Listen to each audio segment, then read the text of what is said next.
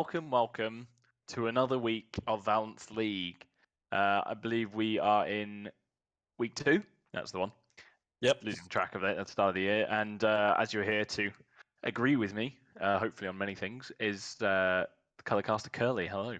Yeah, hello everyone. Really looking forward to this game. It should be, well, it's quite a big game for both these teams, as they've both lost their first game. So it's going to be one win for one team and another team who's probably going to be at the bottom of the division, which you don't want to be this early on. Yeah, I don't think you want to be at the bottom of the division at any point, really. No. But yeah, so as we said, we've got a best of 3 on. So it's Team Ablaze, or just Ablaze maybe, versus Esports Wales Team 10. So their senior team rather than academy team, as we are just bringing up the drafting phase now. But a slight maybe invested interest for Curly here, as you may know Ablaze quite well, don't you? Yeah, so I'm currently playing for their academy team. I'm going to try and be as unbiased as possible. There may be points, but I'm going to call it straight down the middle. Just in terms of the bans, that Corky ban, I know immediately from Esports. I'm just Harry plays a lot of Corky, and the MF is immediately one of Kenny's one tricks. So 2 big bans coming out straight away. Yeah, of course, Corky has had a bit of a nerf with his packages, so that was a welcome relief, I think, for all League of Legends players. With the MF being pretty strong, and of course Jin Zhao very strong across the meta as well. So I never actually got So which lane do you play, Curly? So I'm a mid laner. Okay. I've played against. We've recently played against a Blaze main team, just in like a few scrims, and yeah, they've got quite a few threats there. I'll give more information once we get further in. The Vladimir is quite an interesting ban. I'm not really sure where that's targeted at. Maybe at Honest, but don't think he plays that much Vlad. Yeah, who knows? Maybe some digging that we don't know about, but yeah. Certainly, but we did talk about off air the LeBlanc actually, which was a strong pick at the moment. I don't know if anyone saw Faker's LeBlanc, which absolutely stormed against Damwon Gaming. So, yeah, that's a good one to pick out. And then a Jace to finish off the first ban phase.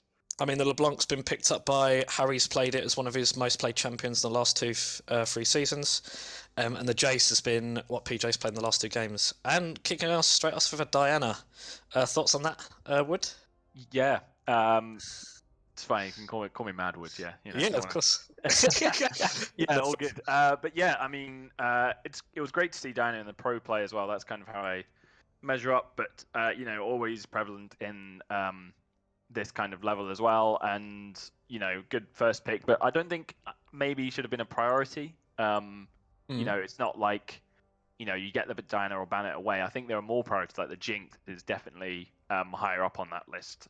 You know, she's just kicking off across the whole community, you know, so I think the Jinx was a good pick, and then of course getting that support in the Thresh is always super strong.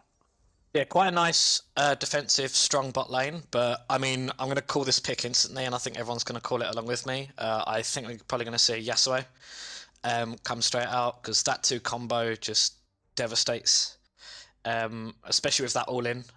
So again, might be looking for. I think the Thresher will be a good answer to it though. You've kind of got the potential of a fly into Diana, even though that's really hard to pull off. But the Lantern again can save people. And yeah, as predicted, the Yasuo comes through. Yeah, I mean, that Yasuo Diana combo has actually been used a lot recently as well. So that's you know, it was interesting to see that maybe they didn't see it coming or did, but you know, had a look at the match history and things, and yeah, there wasn't too much evidence of this combo before. So yeah, good one to kind of slip through there at least.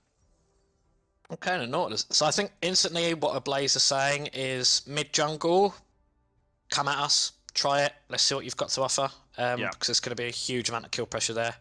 And Nautilus, quite a nice pick, and you've also got multiple knockups. Ooh, yeah. Ooh, Vex. Yeah, very nice. Vex, yeah, pretty good into Yasuo, obviously just, you know, in terms of mages, Yasuo does very well, but for a Vex, obviously, can just frighten him away, and he'll run for the hills. So yeah, very very strong. Not as strong as when she first came into when she was first brought onto League, but certainly good team fight potential nonetheless. Yeah, really nice answer, I think. Again, like thinking dashing with Thanks. Yasuo, got to really think about what they got to do. Malphite, Kayle, Gragas. Yeah. Focusing on those top lane bans now, with a Kayle and Shen as well. All top laners Yeah. gone away. So yeah, in terms, you said Ablaze, so you might be able to say a bit about their top laner, which is Creon King, I think it is. No, sorry. No, so Honest. So I think Honest, Creon yeah. used to play for the team, but I think we've got Honest now, who's come in recently for top lane. Yeah. I'm not really sure what Honest is going to pull out. I'll be honest. I think picking a jungler here for esports is the best choice. Kind of forcing out that full composition. I imagine like a safe side top, and probably something that Kenny can farm consistently on. Build up good strength, and then try and match that Jinx. Obviously, the Jinx being the major threat. Yeah, Okay. it looks like there's a bit of an Ashe hovering, yeah. We did see the Lee Sin locking in, so certainly some early jungle presence there, and the Ezreal eventually locked in there. So a slightly different kind of approach in terms of compared to his support as a very heavy engage, but that late game potential with the Ezreal Yasuo could be really lethal for Ablaze. Yeah, I think just Ezreal's gonna get through that lane, and finally a Gnar as well. So that's again, you've got so many knockouts of this Yasuo here. You've got Nautilus R, the Gnar R, the Diana R, big all-in comp. From Ablaze, and I mean the Aurelia being hovered is quite a scary thing, and a really good matchup for Aurelia. Yeah, in terms of picks against a Gnar as well. Yeah, obviously that mobility really good because the standard top laners, sorry, I should say, would usually struggle against someone like a Gnar who's not really been that popular recently. But yeah, there we go. So we've got the full rosters on each side. Ablaze versus Tan. We're just going to call them for the shorter name. But yeah, very heavy engaging compositions, that's for sure. Yeah, so how do you think? I mean, maybe we focus on that mid lane and then branch out from there. So you've got the Yasuo Vex. How does that lane? I mean, obviously Yasuo is probably gonna get his sword out pretty early, but how does that play out across the game there for you? So I think it's so much harder for Yasuo to get onto the Vex, because again, that just the additional damage coming through from Vex is going to be a bit of a problem. I really like the Lee Vex as well, because the fear into Lee Q, huge amount of damage. So I think this game is going to be heavily about the mid. I think bot lane, Jinx and Fresh are just going to scale. Ezreal's going to stay safe. Nautilus and the way Azco plays, I think Azco is going to be moving around the map quite a bit. Yeah. And I think the hardest matchup in this game is going to be Honest on the Gnar. That he's got to make sure that Aurelia does not get ahead, and that's really hard if you've ever played this matchup. Yeah, it's going to be a difficult one. But what I haven't actually managed to mention yet, which I meant to, was if you see in the middle of your screen, everyone who's watching, the matchup analysis by ProComps, which is a great tool that you can all use yourselves in your own teams, which has been analyzing the picks and bans, the drafts, and it's focused on Ablaze, I think. So it's come out with the counters. So Ezreal, of course, pretty good counter to Jinx, avoiding the zap and the super mega death rockets, and Thresh can obviously play against the Nautilus. And there's a bit of a scaling one as well. So is saying that Tan are going to kind of start a bit stronger, but gradually they'll kind of hit a balance in the mid game, and then Ablaze will come through with a stronger late game, which I probably could agree with. But yeah, interesting, the bars. I don't know if you can see it, Curly, as well. Yeah, I'm looking at it right now. I think what's quite interesting, again, as kind of clearly suggested by the Yasuo Diana, you've got an engage comp there, and there's actually quite a bit of scaling into the protect side for esports, or Tan, sorry. So I think, again, usually protect is really, really good against engage. So again, they might have kind of planned for that in advance. So yeah, some quite nice, interesting drafting there. So Yeah, really clear engage coming out. Other team goes, okay, we'll play a bit more on the protective side, but again with a huge amount of damage as well.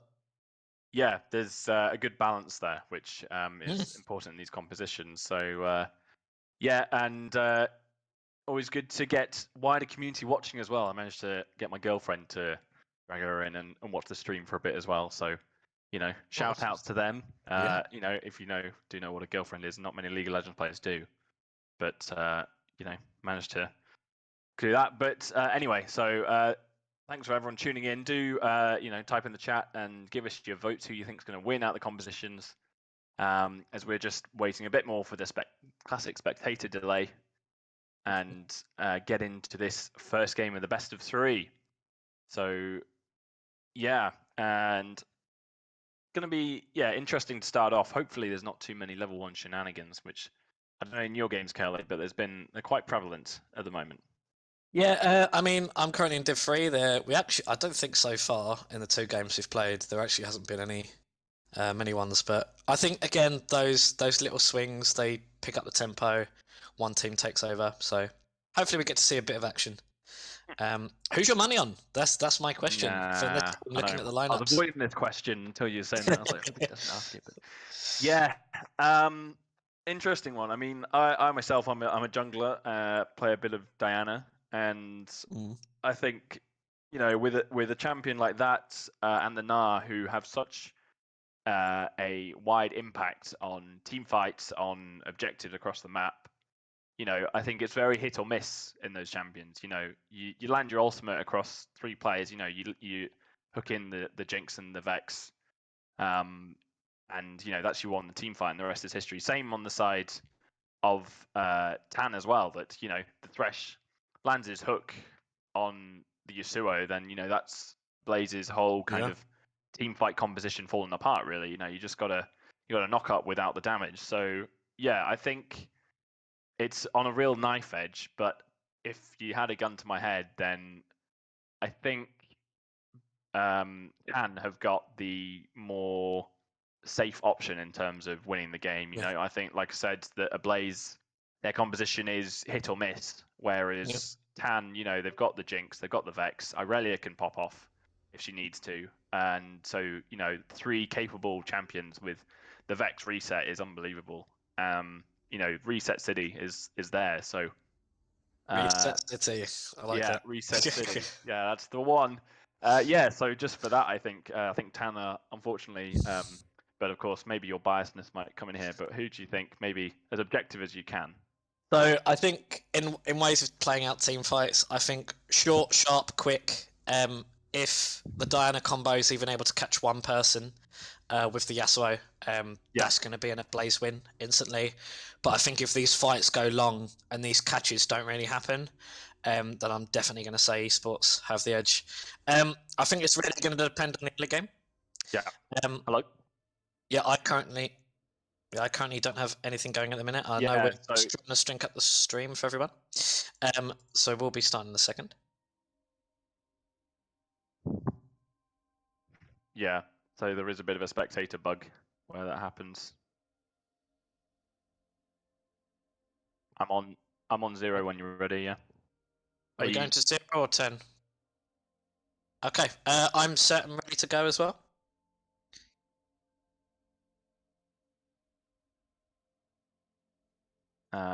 Yep, all good. There we go. After a bit of a technical hitch, sorry about that. We are on to the Summoner's Rift and ready for this game, but all players already raring to go on the edge at the top of the stairs here, leaving the base. And really gonna go for this one. Of course, both teams did lose their first game in week 1. Ablaze did just about lose 2-1, so gave it a good go. But Tan, unfortunately, did lose out 2-0 there. So already going for the dredge line, sorry, and dreaded that. But so similar levels, I think, and should be good one. Always good to watch the games that aren't really one-sided, for the neutral. Yeah, I'm hoping this is going to be a really, really competitive game. It's quite interesting to see all 5 people going mid and not seeing Tan react, really. Good that Lee didn't get caught. But yeah, hopefully it's going to be a close game and a really important one. As I said, whoever loses this is probably going to be bottom of the division, along with one or two other teams. Yeah, of course. Very early on, and anything can happen here. This could be the beginning of a great win streak. But yeah, I think we talked off air as well. You said PJ is kind of the strong candidate for Ablaze. Yes. He's on that Yasuo as well. Yes, this is something I've seen from PJ. Obviously, PJ, I think this is his first ever time in VR. But definitely one person to watch, in my opinion. So keep an eye on this mid lane, especially with this Diana. I think they're going to be playing around him quite heavily in this match. But we'll see if the Vex can keep him at bay.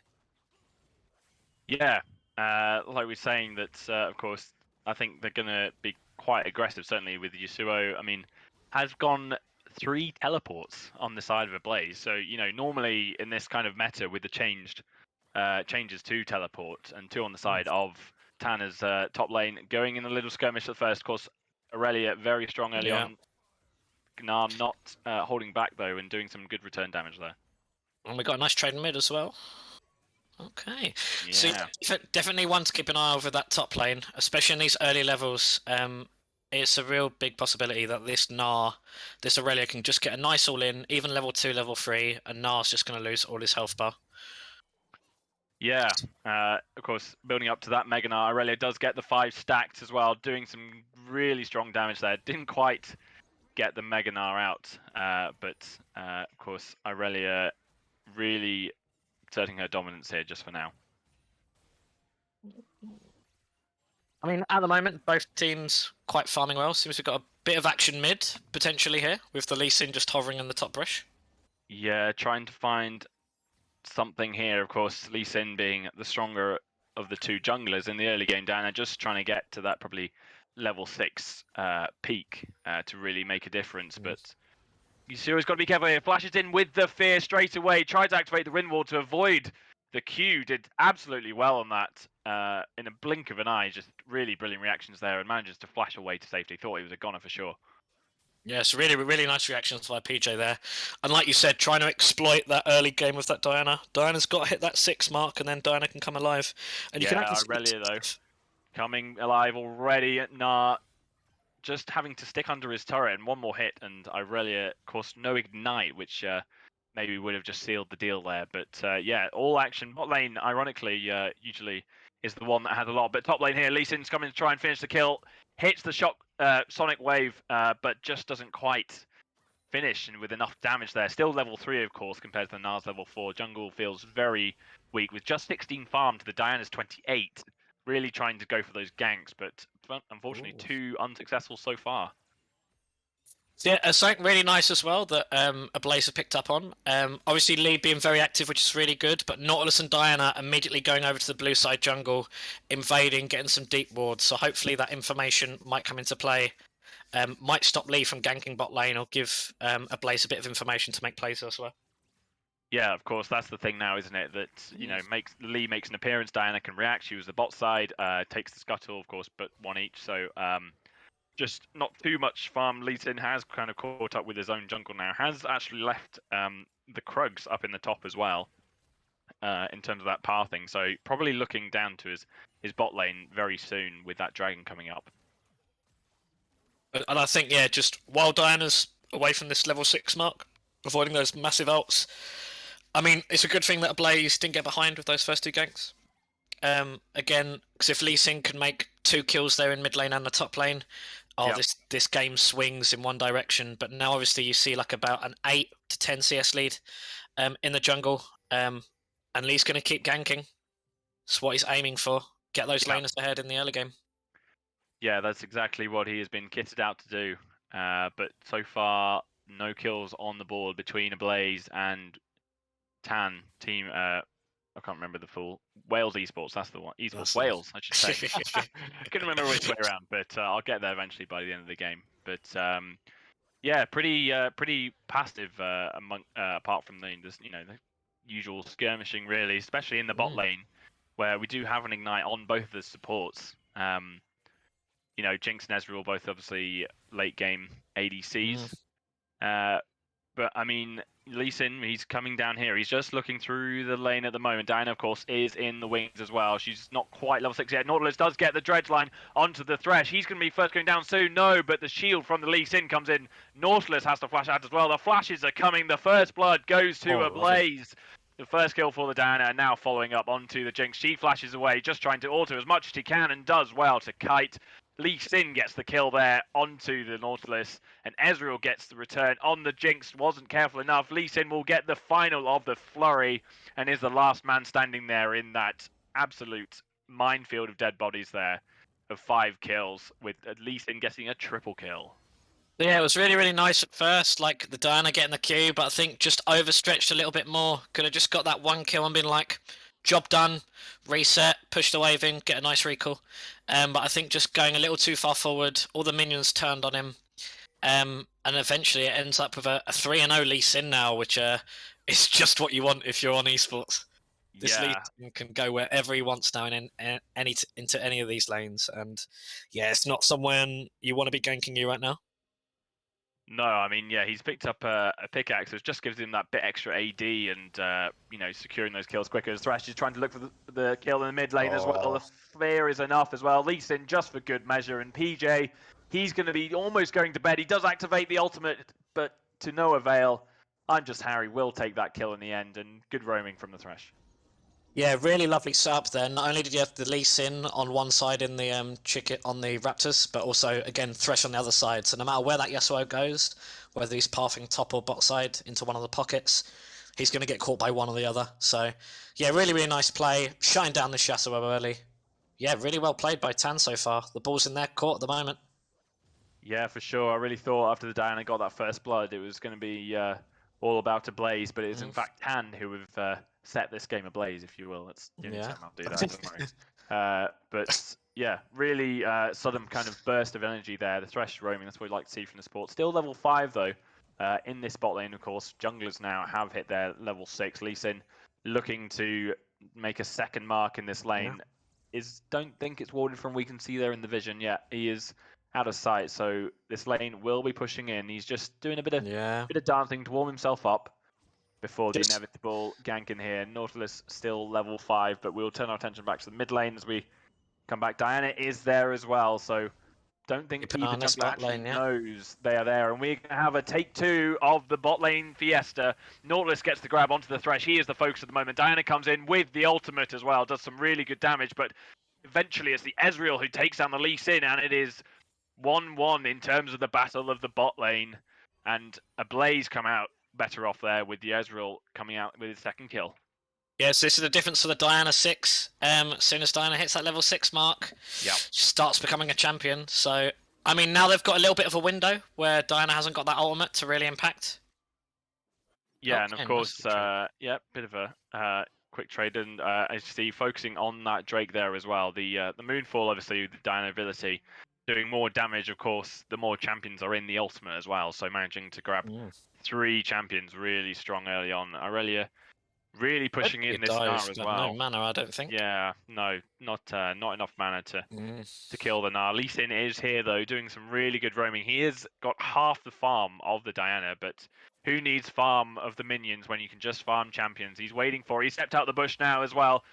It comes in with a Q. Aurelia comes in just for good measure as well. I think he's going to get the kill. The flash saved on side of the Gnar. Meanwhile, Yasuo as well is going to pick up the kill in the mid lane to return fire. So across map, 1 for 1, but eventually that Gnar goes down and Aurelia will get some good, tasty plates from this turret. I have to say, really nice by this Lee as well. Like he knows his aim of the game. His aim of the game is to get these laners ahead. He's kind of sacrificing a bit of farm, waiting in these side bushes, just waiting for this impact. And yeah, as you can see, he's starting to make impact all across the map now. But nice answers from Ablaze as well. Yeah, PJ picking up his first kill for the game, as you know, you've put the odds on for him to carry this game, so certainly living up to that. Gnar's doing some really good damage though, of course, misses his boomerangs, doesn't quite have that reset in the end. Aurelia will just walk away there with her TP intact and come straight back to lane. Yeah, so I think for the Gnar, what's going to be really, really important here, as you see, there's already a bit of a CS lead going into the Aurelia, which is just natural. But Gnar controlling this wave state is going to be really, really important. making sure that he doesn't get into a position where Aurelia can just freeze on him, and then again with that Lee Sin, who's currently 4-1. Currently though, 33, actually 40 CS down at the moment in time, so you can see if his team doesn't carry Lee in the late game, this Diana's going to be really far ahead. Yeah, could get really out of control here. Diana activating the Moonfall again, doing some really good damage onto the Vex. One more Q will do it. Instead, will activate the Hextech Rocket Belt, I should say. Really good bit of damage there. Just a quick kill on the Vex, and got to be careful now. That's Yasuo going to really benefit from that. And again, look at top lane. You've got this Lee Sin currently sitting in a bush, just waiting. So I think again, he's trying to found be a in this ward, though. position. Yep. So again, yeah, the Nard does know about it. Whether Diana actually does react. Instead, I think she's just taking the Rift Herald here, which unfortunately, for some reason, directed camera never seems to really care about Rift Herald. It's quite sad because Shelly should be getting more attention these days. But alas, we will just have to see it off camera, unless maybe if this is a point now, maybe Observer can hover over to the Rift Herald for us, as it doesn't seem to be much action happening across. Everyone's just obsessed with these Drakes, and poor old Shelly. Just it was there for an incentive on top side, but never really happened. Oh, been spotted there just in the ward as well. Walk away. These little fanatic ambushes. Yeah. Coming out, but yeah. Sorry, I was gonna say really playing around this mid lane. Really playing around this mid lane at the moment. Which I think you should do with that Diana Yasuo. You currently see the Nautilus is a level down at the moment, so you can see he's starting to try and roam. Yeah, try and make that difference as we are 6 kills each, but Ablaze actually just about 1.5k gold ahead, which I'm thinking will probably be a combined effort. The death sentence does land onto the Ezreal, though. He's going to be in trouble if he doesn't walk away very soon. He just gets out alive, and I think it was Diana, sorry, not the Ezreal, my mistake. Trying to identify these skins, that was poor by me, sorry. But yeah, some really good engage there. Unfortunately, the rest of Ablaze were there to help. Lee Sin's activated the Sonic Wave, but not going to follow up here. His mind will overtake his body this time.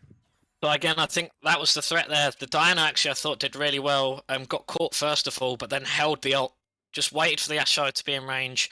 Yep. Bang, and there was like a 3-man ultimate that just comes off. And if there's those 3 2-man ultimates that come through, it's just going to go Ablaze this way. So I actually think, my personal opinion at the moment, Diana is like a pick or ban, in my opinion. Yeah. I might be wrong with that. For those who are watching, please correct me if I am wrong in the chat.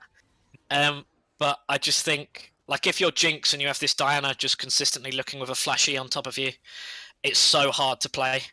So yeah, it's going to be all eyes on this Diana, getting really good engages into the late game, and the Yasuo just simply clicking one nice easy button. Yeah, it's a really lethal combo, and but I think we've got a G2 for Kido who apparently is saying you're always wrong, but I like to think otherwise. But yeah, it's a pretty strong combo, I think, that goes under the radar a bit, and people think they can deal with it. But Diana's clear time just gets so strong later on, just with that passive on her auto attack, just absolutely deleting camps. And then, of course, like you said, with that 5-man, that 5-man ult leads into the Yasuo last breath as well. And, that's compared to Tan, who, just have that kind of pick potential, really. I mean, they've got the Vex, obviously, but, all the other champions are single target. So, not quite that same team-wide effect, as it were. I mean, it's quite scary at the moment because the actual CS numbers, there's about a 60 CS lead between both of the junglers. Diana is basically almost level 11, and just looking at Lee Sin, he's halfway through level 9. So it's almost getting to the point of like a good 1.5, 1.75 level gap. So Lee's done his work, but is just playing catch up now in comparison to this Diana. Which I think is going to be a problem. Yeah, they're looking at Ablaze's second Drake of the game as well. Really good control there, but Tan really not actually even entertaining the idea of challenging that, so we'll just give it over. But I think, that's the coordination here you can see from Ablaze. Maybe they were caught out a bit, and Lee Sin doing really well in terms of, going into his lanes through the bushes and catching people out. But ultimately, I think the whole team of Ablaze have done really well to coordinate together and push this game to have that almost 3K gold lead now. Yeah. And again, great position to be. All you have to do is Ablaze right now is just wait for these two ultimates. Yeah, but I think PJ's going to be Ablaze soon. He did activate the Sonic Wave, from the Lee Sin, but is able to flash out at least. Just a bit overzealous there, caught by 3 members of Tan. But yeah, of course, able to escape once again. The great escabologist. Yeah, it's doing quite well at the moment. Like that was a 3v1 there. Yeah. PJ didn't really have the right to be in that position. But again, yeah, did quite well to get out. I don't think it was misplayed. The kick into the fear as well was really nice. Just lucky enough flash.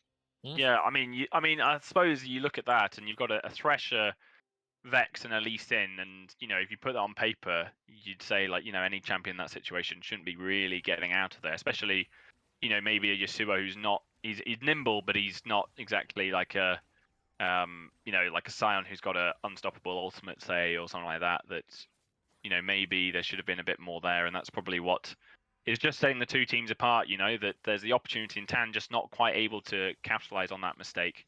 As the first outer turret in the top lane is taken down now. Irelia is by herself, but she's got the support from the Lee Sin as well. Vex is in, hits the ultimate, comes in, fears the Nard, gonna try and knock them away, but to no avail. Yasuo, though, is coming in. He saved his team Ablaze when it thought that Tan were the ones in charge here, but in the end, it is a triple kill for PJ, and really is leading the front line with 4 kills now against this team of Tan.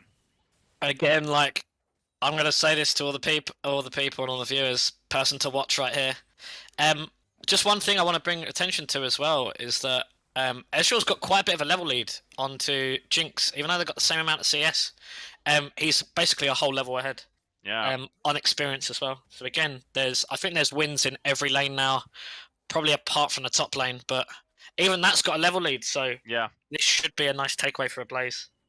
Yeah, all across the board, Ablaze are really dominating, and it makes you realize, that experience and CS is so much more important now than maybe in previous seasons. You can't afford to just kind of wander about and not focus. You've got to keep farming, and especially jungle has been more prevalent this season than any to not just always be ganking like I think a lot of junglers like Lee Sin and Lenny has been doing in this game, that maybe a bit too much ganking has kind of set himself back. And I mean, he still has his abilities, the Dragon Rage, he still has it, but of course just not being able to maybe survive as much in the team fights and do as much damage, which is probably having a real tell now after they just wiped out by one champion on the side of Ablaze.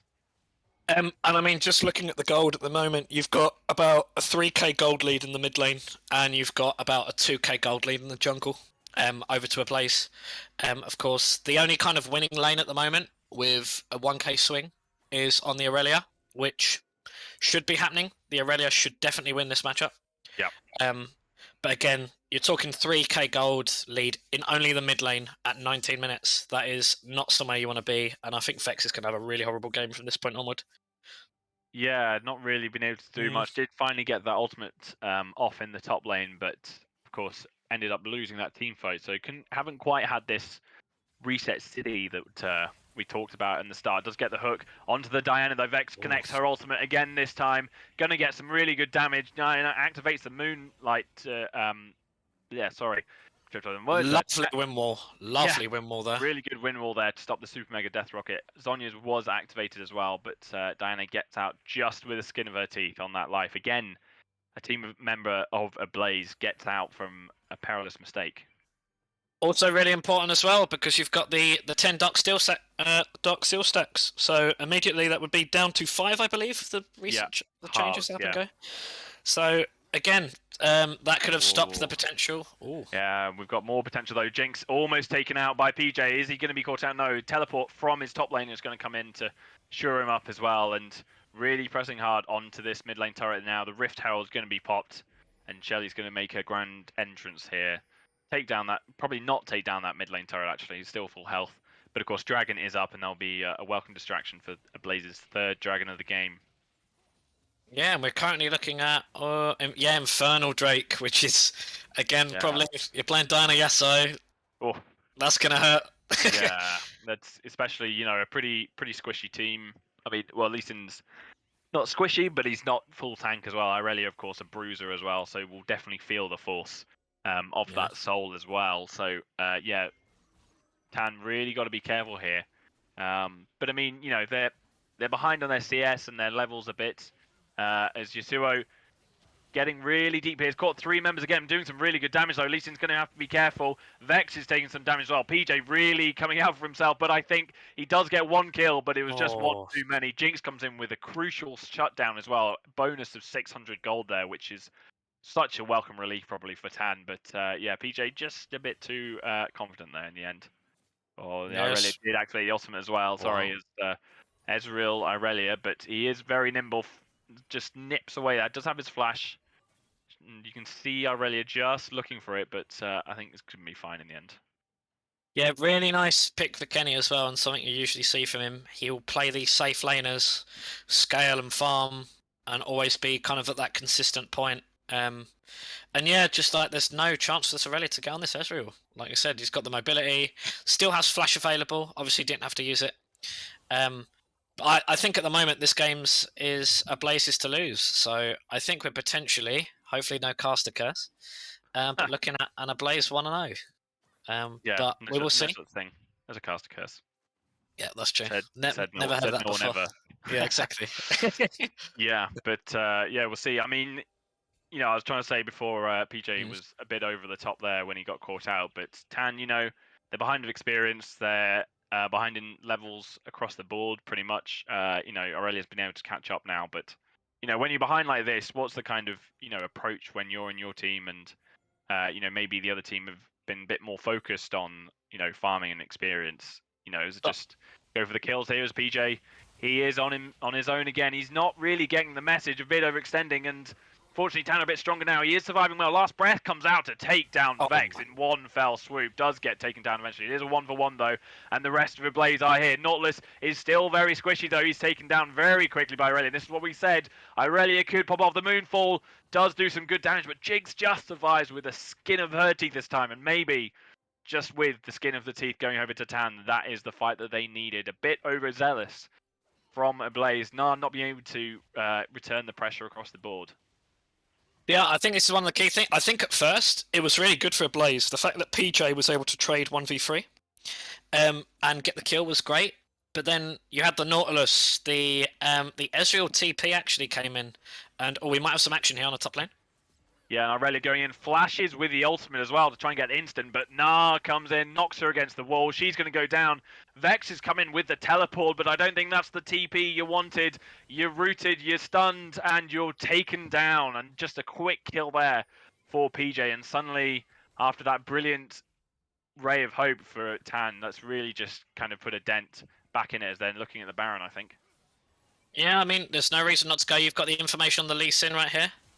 And I mean, I think they can just fight right now. Yeah, as well. Both teams. Yeah, there is three members of Tan. 2 are down. The Baron is up. I don't think they actually know that control ward is just out of range of the ward of Tan, so they don't even know they have vision though. The last breath comes in. They're really going to turn onto Tan now. Ezreal takes down the Jinx. She was that one hope of taking it. Lee Sin takes the Baron as well, just out of nowhere. As I was just focusing somewhere else, in a brilliant steal just to keep that last breath of hope, I should say, for Tan when you know, Ablaze really looked like they were just going to end the game there and then, but now they're going to have to face some Baron minions against their own minions. And yeah, really great steal there. Kingdom just not quite having that full focus, coin flipping the Baron when I don't think they knew that ward was in there. So I think that ward first of all and the misplaced control ward so important. But I think as soon as you engage, just forget the Baron, just kill them all and go back. But I think because Kingdom stayed on that Baron, Lee Sin. Na's now been caught out as well. Aurelia is just doing so much damage. She has that Triforce, which did actually get nerfed as well. So not as strong as it used to be, but still strong enough. Vex comes in, the double fear on the members of Ablaze. No last breath. Yes, yet on the Yasuo, he's not able to pop it. No knockups, no Diana Moonfall to help.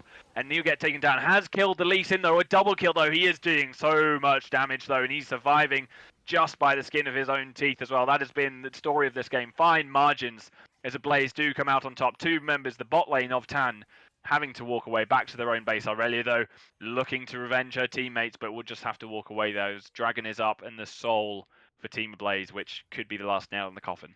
I mean, action just all over the map at the moment. They know how important this game is. Huge action on Baron, and it hasn't stopped since then. Yeah, and the Moonfall is activated on Aurelia. I think she's maybe bitten off a bit more than she can chew. And yes, she does go down. PJ on 10 kills on this Yasuo. I mean, 230 farm compared to the his opponent 1 in 7. A really strong difference here. And going into that game 2, I don't think we're going to see a Yasuo, do we? Yeah, I'll be really surprised by the Diana as well, because I think the key thing with the Diana is what enables the Yasuo. All you have to do is get one good ult, Yasuo straight on the back line, gets the shield, gets the bonus attack damage. Oh, yeah, not pretty. Yeah, I mean, it's kind of crazy how things have gone at the moment. It's gone one way, then the other, then one way. But Ablaze just keep managing to like narrow it out just about each time. So yeah, I mean, honestly, there's just the amount of times there's been a sliver of health, which has been the fine margins, considering how much damage is on each team. You know, AOE's that you're like, well, I mean, if you're in amongst the team, you're gonna die. But somehow the Jinx managed to just crawl back to her base. And you know, Ablaze, they have got this 5k goal. It's lead that has wavered back and forth, but now they've got that soul. You know, I think that next team fight would really show a difference, and be great to see this Yasuo just absolutely just dominate the next fight. yeah, again, and this is quite a hard thing. If you're playing as Jinx here, you have to just watch out for that Diana, and it's so hard for you to do anything because you have to play so far back. So you either hit them first and hard, or that Diana just jumps on top of you, and then you're in a whole world of trouble. And then you've got a win wall as well that comes through from it. So I think this is actually a really hard position for Esports Wales to be in. Yeah, there's certainly looking down the barrel of the gun, or the blade of the Yasuo sword, I should say, is taken down again. When Irelia just looked like the one hope for Tan, but even she is now going down to the Lee Sin. PJ just absolutely asserting his dominance here as they're looking onto the inhibitor turrets now. And Diana does have that Moonfall. The last breath is there. And of course, you know, the Vex not really helpful in this situation. You know, the ultimate going in, it's like, well, here I am. Here's my squishy mid laner for you. So a bit difficult now for Tan to try and, you know, really execute a good team fight. Yeah, I think this is a really difficult position for Tan. I think what you've got to depend on really is hoping that Ablaze make a mistake when they try and dive you, because they have the composition for that. It's kind of telegraphed what they want to do. Hopefully, maybe the Vex can get like a massive multi-man fear while they dive you under tower. But I mean, if they hit someone. Yeah, and Diana did activate the Moonfall and just doing so much damage as well now for herself. Doesn't even need her wombo combo duo partner now as well, just doing it herself really. Lee Sin proving to be a bit of nonsense, activates the Dragon Rage, flashes away from the Aurelia stun, and gonna hang around. He has got the Ezreal coming in with the Yasuo, but fortunately Tan have seen the danger and gonna walk away there. I mean, again, Diana's to that point. I think really lovely kick back from the Lee Sin, having the control ward already in the bush and just using that to his advantage. But again, there's just the gap between Lee Sin and Diana at the moment. It's 15 to 14, but the CS numbers is insane, huge amount. But it's only 1k gold, I will say that. So Lee has been pretty active. Yeah, it's of course CS doesn't tell the whole story, like you said, 1k, but Diana does have three. I mean, technically full items if you include the Magi's, but compared to Lee Sin's 2, which you know is just, you know, at this stage it's just makes such a huge difference, and that is the defining point in a team fight. You know, 2 extra full items. You know, that's probably an extra 150 AP for the side of Diana, compared to Lee Sin, who isn't going to quite be able to, I mean, can't really take out any members of Ablaze, as Ezreal's just going to blink away, would be the only target. So, you know, Yasuo's going to survive. Diana's pretty tanky now. So, yeah, I mean, normally, you know, I like to see comebacks from Tan, and, you know, you just need that one team fight. But unfortunately, team fight is exactly what Ablaze do well at with this composition. And, you know, maybe the drafting phase, and like I said, before, that the safe option we had with Tan if they do it well safely, but Ablaze, it's been hit or miss, but they have hit it so well, and it's really showing in this team. Well, it really looks like it's going to be contested. And something that's quite interesting as well, Lee Sin is actually still only on, actually has been on his 2 items, obviously, but it's actually sacrificed his boots because of it. So it's, again, those tier 2 boots haven't really gone through. But yeah, just a really hard position for Tan here. I mean, hopefully they can find something. They need a bit of a miracle team fight, I feel. Yeah. Yasuo is bot lane, though, as they are looking to start this Baron. Tan just trying to keep their turrets alive. The Baron is started up. And Tan, again, do have that vision. That control ward is just outside of the ward. It hasn't disabled it, so they can see it. And they don't. I don't think they even know. Lee Sin goes in for the Sonic Wave. He goes in and he steals it again! Just out of nowhere. They had no idea. The team fight begins as well. Thresh lands the hook. The Moonlight activates, does so much damage, though, on the side of Ablaze. And Jinx, in the end, though, is the one that takes out the kill. They had no last breath. They had no PJ. He will take out an inhibitor, but crucially, can come in with a Baron and a triple kill on their ADC. A very balanced kind of cross-map trade there in the end. So again, we were talking about these miracle team fights, and that is exactly what you needed. Not only that, but I think 3 kills heading over immediately to the Jinx. It was, the triple kill. That is exactly what you want at this point. So, I mean, game on at the moment. Elder Dragon up. You've got huge respawn timers. That Dino ult ain't going to make too much difference when you've got an Elder Drake. Yeah, of course. Did her own damage, but looking at the Elder Drake here, Yasuo PJ, he's just going to settle for the Krugs really in the end and just going to recall, not going to ruin his 700 gold bounty as well, which could just make things a lot worse. But an Elder Dragon on the side, you said, I was saying before, a team fight is not what they want, but now a Baron and Elder Dragon, certainly Tan, they're 1k gold behind now, really shortened that lead, and all of a sudden we're back with the game on. So game on. Now the one thing that I want Tan to focus on, don't worry too much about your camps. Use this Elder Baron advantage and go get some towers. Don't just farm aimlessly in the jungle. Do something. This is your time to shine. This is a chance to get a 2-3k gold lead. Don't waste it. Yeah, I mean, that red buff, whether it takes 100 damage or 1,000 damage, you don't need your Elder Dragon for that, that's for sure. Yeah. But, even looking at we can look at the kind of the turrets on the map, and of course, bot lane still fully intact for the side of Ablaze. Just the one outer turret taken for mid and top as well. So yeah, like you said, you've got the Baron buff, you've got the damage buff with the Elder Dragon. The Irelia, of course, she can be by herself now. She's certainly going to be a match for that Yasuo. Yeah. So she'll push in really hard. She'll absolutely melt that turret, have it for breakfast. But fortunately, some good coordinating here at the moment for Tan. Gnar is top. He's going to come back. First turret taken down, of course, that bounty for this season is going to feel really nice as well, but can they take another turret down as both teams just skirmishing back and forth? Irelia will just keep pushing. Eventually, PJ is coming to answer. Yeah, so I think this is a tricky position. Ablaze want to get a 5-man fight here, but if Tan just split them up with Elder, you should win on these side lanes. So again, we're kind of seeing a little bit more of a split here. Looks like Tan might be looking for a bit of a squeeze on the mid lane, a possible dive and collapse on the tower, which I think is a really nice call. Yeah. Of course, like I said, got that pit potential, got the insect kick available just to take out one member of Ablaze possibly, but being quite safe, I mean, had a pretty hard hit to start off with, some really strong damage. I mean, that Ezreal Q with the Infernal buff as well is going to really hurt as well. Jinx just at the back there doing some damage. Vex goes in with the ultimate, does connect, but I don't think she is going to activate in the end and blink away from the Ezreal, and that will just do enough to get away. Of course, the Thresh Lantern getting her to safety as well. Actually, really good distraction there to get that other turret. Irelia gets the turret as well, and all of a sudden, Tan are ahead in gold by 2,000 gold. Never thought I'd see this, but kudos to them for holding out. Their Vex really been battered and bruised, 7 deaths. But the rest of the team really pulling her through. Maybe, I don't know if you've been in this situation as your mid lane and, maybe it's not been quite your game, Curly, but, your team are pushing you through. I can tell you many a time in Div 3 that has been the case. And I know my team will say the exact same thing, where I have been not running it down, because I don't think that's the case here. I just think a really rough game for Vex. But yeah, again, this is exactly what you want for Tan. And yeah, maybe I sold Tan a little bit too short. It seemed like it was all for Ablaze to play for, but those Elder Baron swings have completely turned the game possibly in the other direction. I think the next team fight is going to be absolutely crucial. Yeah. Elder should be running out. I think it's just run out Yeah, just it now. has gone. So Yeah, there's no.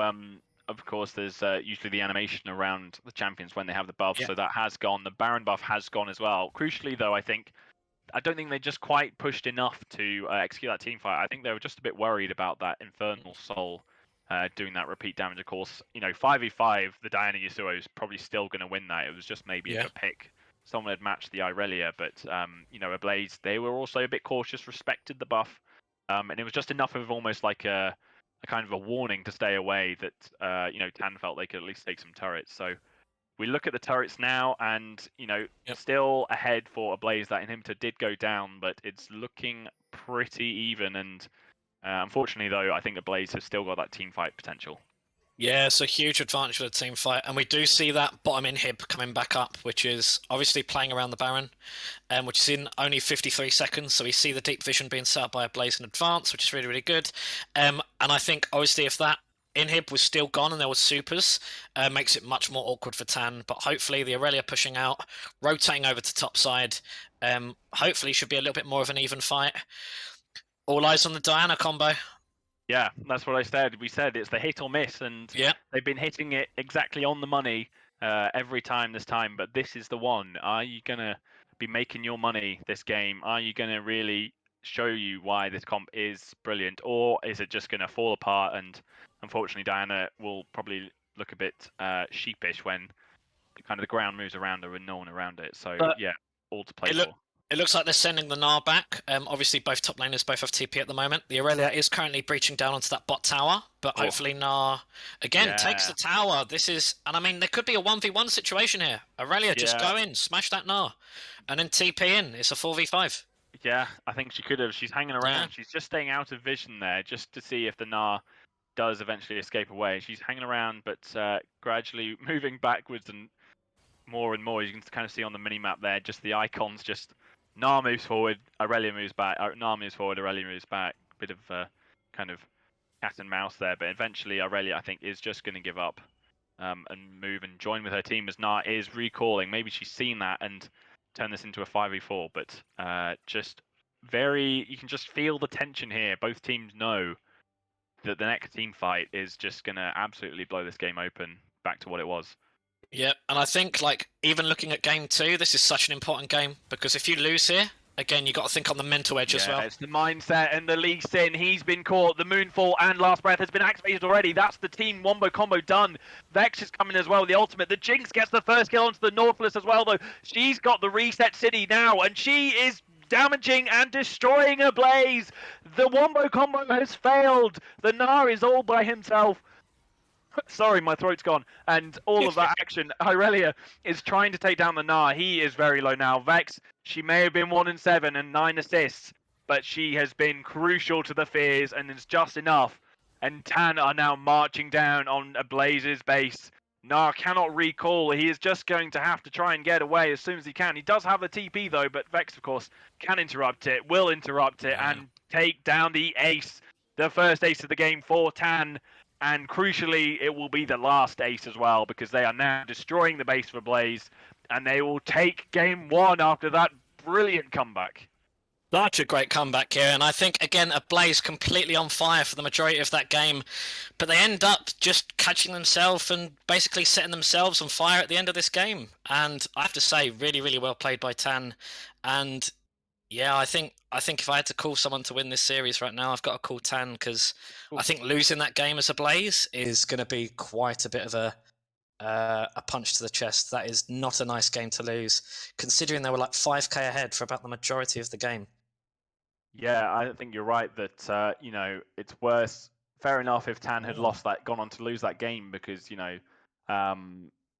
they were losing and they saw they were losing every fight, every objective, and it's like, okay, fair enough, we've just lost that game overall. But Ablaze, they were winning, and then that last team fight, you felt the tension, and I think that pressure just got to them of, if we don't execute that wombo combo on the right people, then we lose. And Jinx, she wasn't caught out, she got the 2 kills, and Irelia, if we show, maybe you haven't shown the damage charts, but led the line for Tan, was able to split push, did the role, everything in the top lane. You read that top lane guidebook, that is exactly what she did. And, you had the damage. Ezreal actually did more damage there than the Yasuo, but to no avail, and it matters which Nexus has blown up, which Tan were managed to do in the end. Yeah, and I mean, again, all to play for now. The ball is definitely in Tan's court, and I'll be interested to see what bans come out for the second game. Yeah, for sure. They've shown Tan that they can actually beat that composition in the end, so maybe they leave it open. Who knows? But we will go for a quick break because clearly, as you heard in that last fight, my throat was about to be destroyed. So I will be getting some water and refreshing for another really close game, hopefully. So see you guys in a few minutes.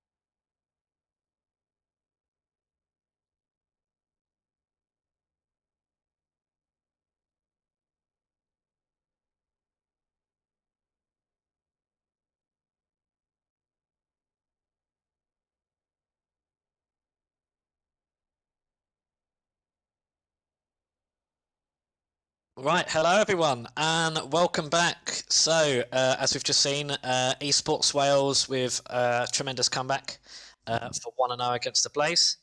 And we should be going into the second game shortly. I just really want to do a quick check. Are we live? Just to confirm. I'm pretty sure we are. Hopefully. We will find out in a second. Oh, Yeah, of course. Oh, yeah. we are still here. Great. Lovely. Nice. So I just wanted to check that really quickly, everyone. Yeah. Me and Madwood just spoke about previously is the MVP of the game. I don't know if you want to start off, Madwood, or do you want me to say my point of view on it first of all? Yeah, go on. Yeah, you've got the ball rolling. Go for it. So I think with this one, although I don't think he was like the best player, ultimately, I think Lee Sin was crucial in winning that game for Esports there.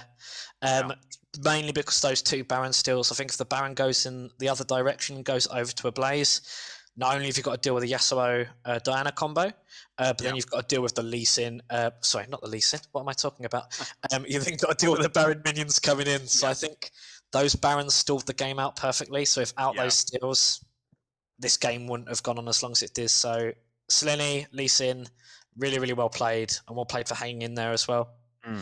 I think we're talking a close second was Aurelia as well. Zephyr, who mechanically was actually, staying on level with the Gnar, and did win that matchup, did do the split pushing, did everything a top laner should be doing, not just sticking with a team in mid lane and just hoping for something to happen. But I kind of, when we were off stream as well, that made a football reference for Lee Sin. I said he was maybe the striker, but actually I think it's more relevant that he was the goalkeeper. He was saving the shots. He was just stopping the goals coming in, and eventually his team up front scored the winning goal and won the game for them. So yeah, really humble effort from Lee Sin. Like we're saying that Iceland, he knew his place in the team. He didn't need to be the one getting all the kills. He had the jinx for that, and came out on top. So yeah, Ablaze on the flip side, really strong start, and just got to see out a game and win it. So almost back to the drawing board kind of thing. Yeah, got to look at those late game. It was theirs to lose, and they didn't show up, and they lost it. It's that simple. What about predictions for this game too? Anything you predict happening? Anything you'd like to see in terms of change of draft or anything like that? Yeah, actually, after losing that first game with such a big lead, what do you do? Do you run something similar, or do you change it up? You've got to change it up. I think there's going to be too much PTSD. I think if you try and do something similar, really, it is. I think the mentality in these games is really not shown enough. It's not the best teams in the world that are always winning. You've got the best players, and you've seen teams that have got the best players that aren't winning. And if that isn't that synergy, it's not going to work. But yeah, I think Ablaze, we are in the bands now with that Corki, of course, just straight out the batch, and Misfortune again. But I think Ablaze, need to go something very different. Maybe something not as hit and miss, because you saw there they hit all the right notes, and the one time they missed it, they lose the game. So, maybe just a bit more of a safe approach. I might like to see maybe, a late scaling mid laner. You've got the Kassadin. You've got Victor possibly as well. Yeah, I'm not my mid lane pool. I don't know why I went in that one. Maybe but you've got in terms of the ADC, you had an Ezreal, and he did okay, but not really. Wasn't prevalent in that fight. It was all about the Diana Yasuo, wasn't it? Like you said, PJ was the focus. And maybe take the bit of the humility of Iceland, and PJ maybe just be like, okay, look, I'll be a control mage. Maybe the Orianna is always good. Just to control the team and be the control rather than trying to get all the kills, which he did, but ultimately when he went down, lost the game. So Kenny maybe can step up. Coming with something like the Jin Orianna is a really lethal combo. So yeah, I think the Jinx is taken away from themselves on Tan, so just clearly going different route themselves. But yeah, there you go. There's Jin being hovered, and a better first pick as well. Diana, like I said, wasn't a priority, but Jin is really strong and a good first pick to see. Yeah, really nice. I think good change of bans from Tan as well. Ablaze running back the same thing, which is quite interesting. I'm not really sure what other Ablaze would have changed, actually, think off the top of my head, but I think the Yasuo, really nice ban, and I think just the Jinx, and a Vayne coming out straight off the bat. Whoa. That's really, really interesting. Yeah, Tan taking a leaf out of the hit Oh. or miss book with a Lulu who is really strong at the moment. Just a really nice support with that wild growth and keeping her ADC alive. But I don't think the Yasuo is actually a necessary ban. Yeah. I don't think Ablaze were going to pick it. Like, it's a good ban just for safety, but I think Ablaze, if you're thinking, like I said, the mentality of Ablaze, that they're not going to go for the same composition. Yeah. And if they do go for Yasuo into a Vayne Lulu, that's not going to work out anyway. So, but keeps their peace of mind and that helps them. So yeah, with the Leona, so bot lane focus here, which is good from Ablaze. With a Jarvan being hovered, and locked in Game as focused, well. Yeah, which is quite nice. I think, yeah, again, with the Jarvan, Leona and Jhin combo. Again, Jhin can just be that utility, as well with the long range Ws, set up picks for the rest of your team. Yeah. And obviously you can zone people off as well. That R is quite underrated. And we might be seeing that Lee Sin coming back again as well. It's just at the end, changed to the Viego this time. Certainly going to have more presence in those fights at least. Isolini just stepping up. But so I was going to say as well, so if you're the mid laner now for Ablaze, what do you kind of pick when you've seen, half your team already picked? What are you looking at for your picks here? It's quite kind of a hard one to pick on, in honesty, at the moment in time. Yeah. I think I don't know if I want to say something like a Cinder. I don't actually think that's good, but at the moment, for what I'm seeing, is again the same kind of styles. You've got Tan going for that slow, like Vayne Lulu, build it up, kind of protect yourselves. Viego, obviously, if it gets a reset off, it's going to be scary as hell. And you're kind of seeing like a Leona, Jarvan, again, that all-in kind of mentality from Ablaze. And in terms of those matchups on paper, Protect usually beats Engage, so it might be heading over towards Tan again, I'll be honest. Yeah, as they are banning out some mid lane potentials as well. The Cathodin taken out there, is that late game, and of course the Akali, very prevalent with that chem tank build, taken away there. Yeah, I think Akali is. I'm surprised it hasn't been first picked because it's such a good flex between top and mid. Yeah. And it's just so strong right now. It's the same. It's basically the same amount of damage, but she doesn't die, so that's even worse.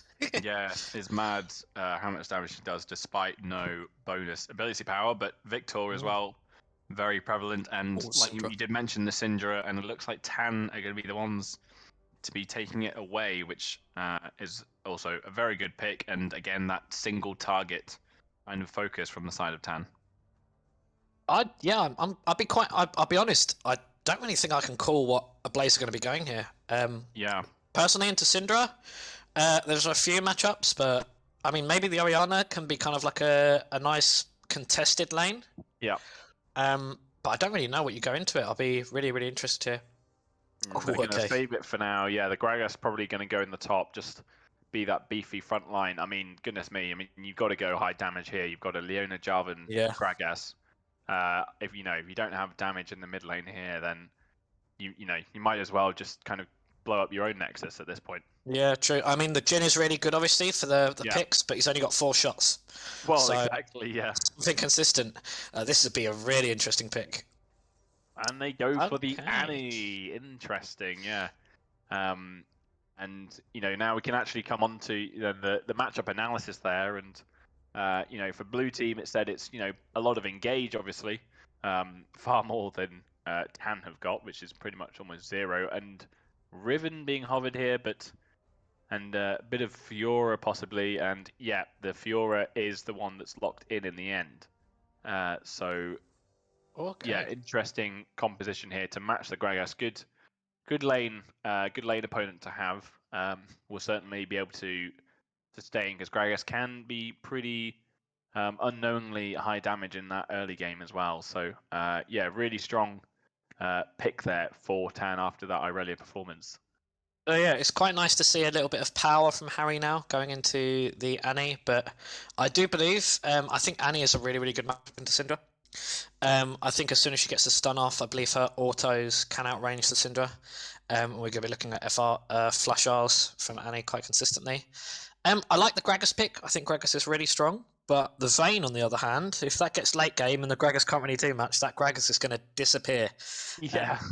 And that big belly of a gut is going to be, emptied pretty quick, I imagine.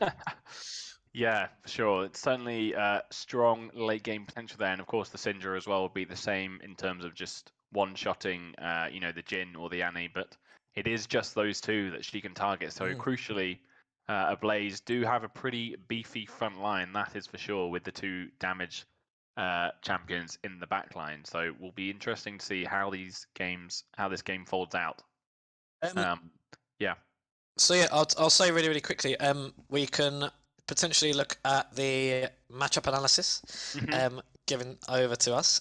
So yeah, what are your quick thoughts on the compositions? Obviously, they both want to do completely different things. Who's it in favour for? And let's have a little look at the stats as well. Yeah, so obviously everyone can see it on your stream there in the middle. So you can see in the bottom left, you've got kind of the lane matchups there, all pretty similar, and a huge boost actually in favour of PJ though on the Annie. So in lane, of course, a lot stronger in terms of that kill potential with the ultimate. Syndra will not be able to avoid that very easily, but crucially though, I think the thing to point out, like saying, is the little team comp summary in the top left, where you've obviously got a huge amount of engage from Ablaze, and then Tan have just answered basically with sort of some protect with that bottom lane, but not completely. So they don't really have an engage kind of point. Who do you kind of? I mean, you get the ability Syndra from Curie, Lulu. probably. Well, yeah, you got the Syndra stun, but apart from that, really, you just kind of got to soak up the damage, really. And it says that Lulu obviously does counter Leona, and the scaling in the top right as well. That although Ablaze will start stronger, that certainly there's quite a big difference by the end of the late game, and rightly so. Tan will be very strong come late game. So, if you're Ablaze and you can see that late game potential, how do you kind of go about just executing the victory quickly? What's your kind of game plan there? So I think also this is actually a scary game for Ablaze, because we saw it in the first game. They got a massive lead, but then they couldn't finish the game. And in this game, according to statistics, they're going to drop off in the late game. So if they can't end this game, they really need to go back to the drawing board and figure out what the hell they're doing, and really kind of look at themselves. So I think what's quite interesting is mid again seems to be the counter pick, but bot lane, according to again the warnings, I just want to draw attention to that. The Lulu counters the Leona, and the Vayne also counters the Jhin. So again, you should have a really winning bot side from Tan Esports Wales there. Yeah, I mean, because crucially though, the Vayne, she can just sit in the side lane by herself. And obviously she can't face maybe the Annie, but she can certainly face any other champion out of the other four by herself. So actually in a really strong position, this Vayne, that as long as she's away from the little girl and her teddy bear, that she should be relatively safe. Jarvan won't have enough damage potential. Maybe, obviously by that point it'll be later on, and she'll have enough damage stats to take down a Jarvan. And Gragas, will deal a fair bit of damage, but obviously he'll be probably focusing more towards the tank side, so might not have enough. But of course, Vayne will be able to avoid the damage as well very easily. So, really a lot of flexibility, I think, on the Vayne, which is good, because normally, you've got an assassin in mid lane, you've got to worry, you've got a top lane kind of Garen or Darius who you just can't face. But actually, I think the Vayne has got not much to fear really, except being blown up by a little girl. So I think we just got to sync up now. I'm currently on the 0-second mark. I think stream is a little bit ahead of us at the moment. I do see them all running down, but I think we will be going back to 0. So we should start momentarily, everyone. Yeah.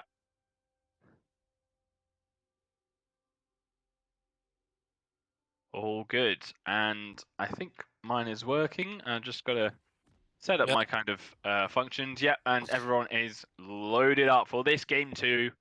And if you didn't catch it before, we'll see there. Tan did win the first game, and boy, was it a first game if you missed it. But if it was anything like that, we are in for a treat. So keep your eyes peeled. Do not lose focus on this game. The Jarvan is going to be going pretty hard early on. I hope he does. Otherwise, he's picked the wrong champion. But Yeah, very much so. just a bit of a safe start at least from both teams, but all looking really tasty. Nice 5 point. Honest trying a little bit of a cheeky stuff of a barrel there, but obviously to no avail as well.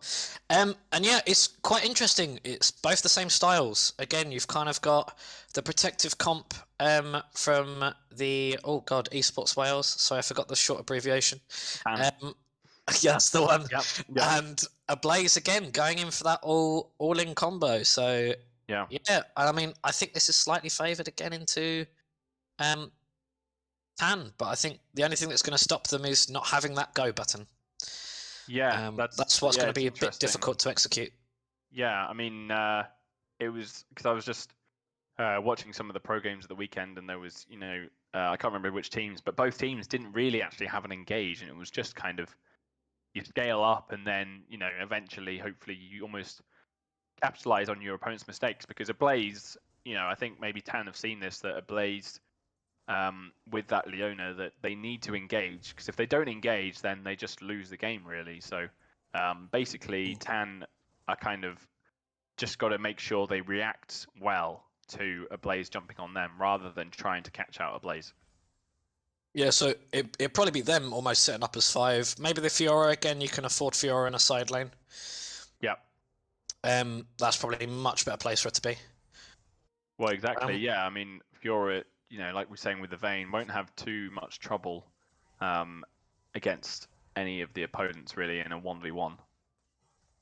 Yeah, I mean, it'd be quite interesting to see if the riposte again can stop the Annie ultimate in these late team fights. And obviously, I think Gragasy kind of becomes nullified as well into Fiora.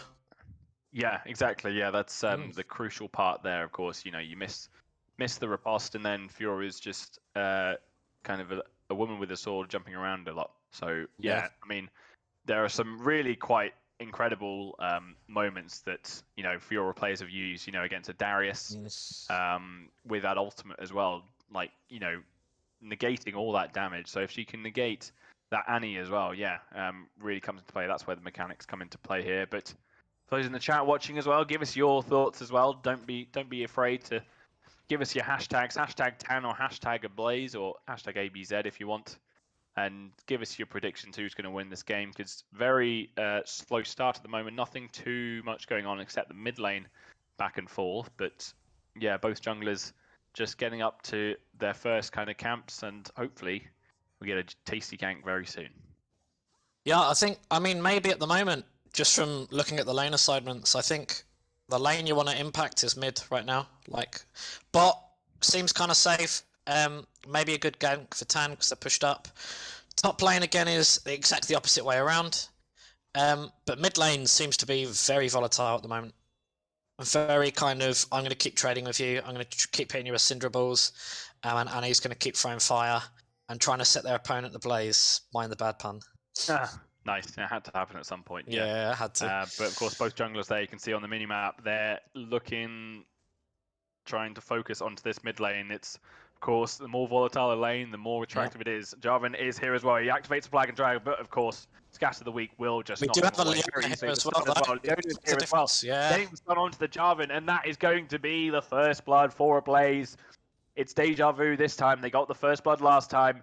This is the moment. The Annie has that kill onto the Viego, crucially as well, who is going to be falling behind from that now as well. Jarvan going to be getting both scuttles there, and yeah, really good response from the Ablaze support there.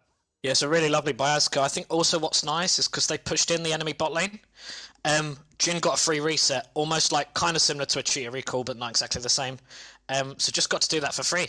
Oh, yeah, coming back in as well. No Scatter the Week this time, and unfortunately, Syndra is the one that is the weak one, and Jarvan is taking the kill there. Really good re-engage.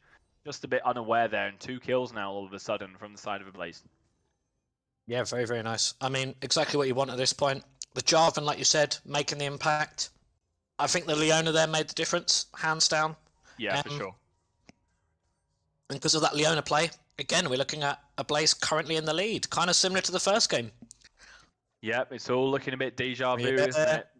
But crucially, though, this bot lane, they have been untouched. Sorry, Jin dealing out a bit of damage. Of course, Lulu will be able to look after that Vayne very well. Gragas, no more mana. Viego is there as well. Not sure how much he's going to push really much more. He has activated one more W, coming in for the stun as well. Fiora slows him down. He's flashing away. Manages to hit that proc on the side and will go down. But one more turret hit. I think she might go down. No, she just manages to avoid. I think she off-screen riposted the turret damage there, which you can do. So yeah, Viego did get just the assist there, but the Fiora, of course, after Zephyr's performance on the Aurelia, does get her first kill of the game. And again, kind of the similar ganks by Slinny. They're working really, really well. I think he's done about 5-6 lane ganks throughout this whole series so far. Yeah. There's something, just thought about it there. Jin was just stepping up a bit too much. Yeah, but like you said, you've got the key to successful jungling is, about the unpredictability. Is Annie, she is very predictable with that ultimate. That's certainly got to be expected there. But Syndra is just going to have to flash away, picks up Tibbers in rage, knocks him away, but did manage to survive there for now.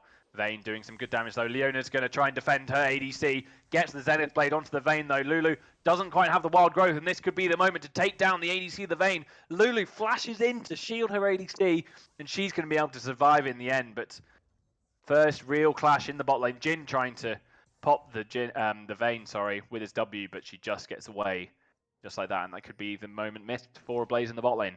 What I thought was quite interesting there is both AD carries, they have exhaust. Why do they still have them? Why are they still out? Like, man, you've no idea. I'm only gold. I'm only gold elo. And the amount of times I come in with the gank as a jungler and I die, and I see the ADC has an exhaust summoner spell still to be used, and I just kind of start writing my will there and then, really. So I think a bit of hesitancy. I think it was the Vayne. Yeah. It's that kind of half. It's like, I'm going to trade here, and then all of a sudden the Leona's turn back, and I don't think she could quite reach the Jin with the exhaust. Maybe, both ADCs just keeping their positioning away from each other. Obviously don't want to just exhaust the support, which would be useless. But Leona's not that tanky at the moment. Could have probably taken a kill as Viego is coming in now. Parries the explosive cast as well. He is stunned on the spot. And Viego just simply serves it on a plate for his top laner. And now that's a second death for the Ablaze top laner. And looking pretty strong on that Fiora now. Yeah, I'm quite surprised the cask didn't go out over to the Viego just to knock him away. Because I think potential to the save there. But I'm not sure if he misplaced it. But yeah, that Gragas ult could have been a lot more to be desired, to be honest.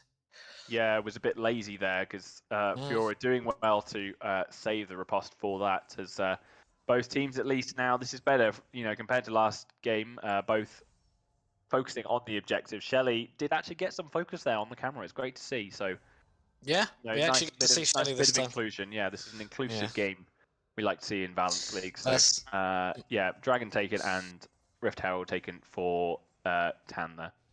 Yeah, really nice trade of objectives. Also, really nice deep vision from both sides. You see the Leona Jarvan currently on the blue buff, taking that away. And obviously red side doing the exact same thing. Both taking key objectives. I think the only thing I would say here is, with the Gragas dying, there was actually a ward already on the blue side. So Ablaze should have known that the Viego was going top. But obviously Gragas might have tried a bit too much pushing that wave in, so he doesn't get frozen off. And kind of got punished. Yeah, potentially play him on the bot side as well. Especially the Jarvan. Yep, Syndra is here as well. I'm just Harry. She has just walked over a control ward. She will eventually spot it, because sometimes it is quite interesting when you just see your champions just kind of go through a bush without even reacting. Clearly, they're obviously got their camera focused somewhere else. But yeah, that deep vision, which was there, has disappeared now for Ablaze. But can have still got it in the top side, which is good to see, but looking like something going to be happening. The Hex Splash coming over from Leona. They've spotted the Jarvan. He is in the bush. Sorry, Viego, I should say. My apologies. But he's been caught out.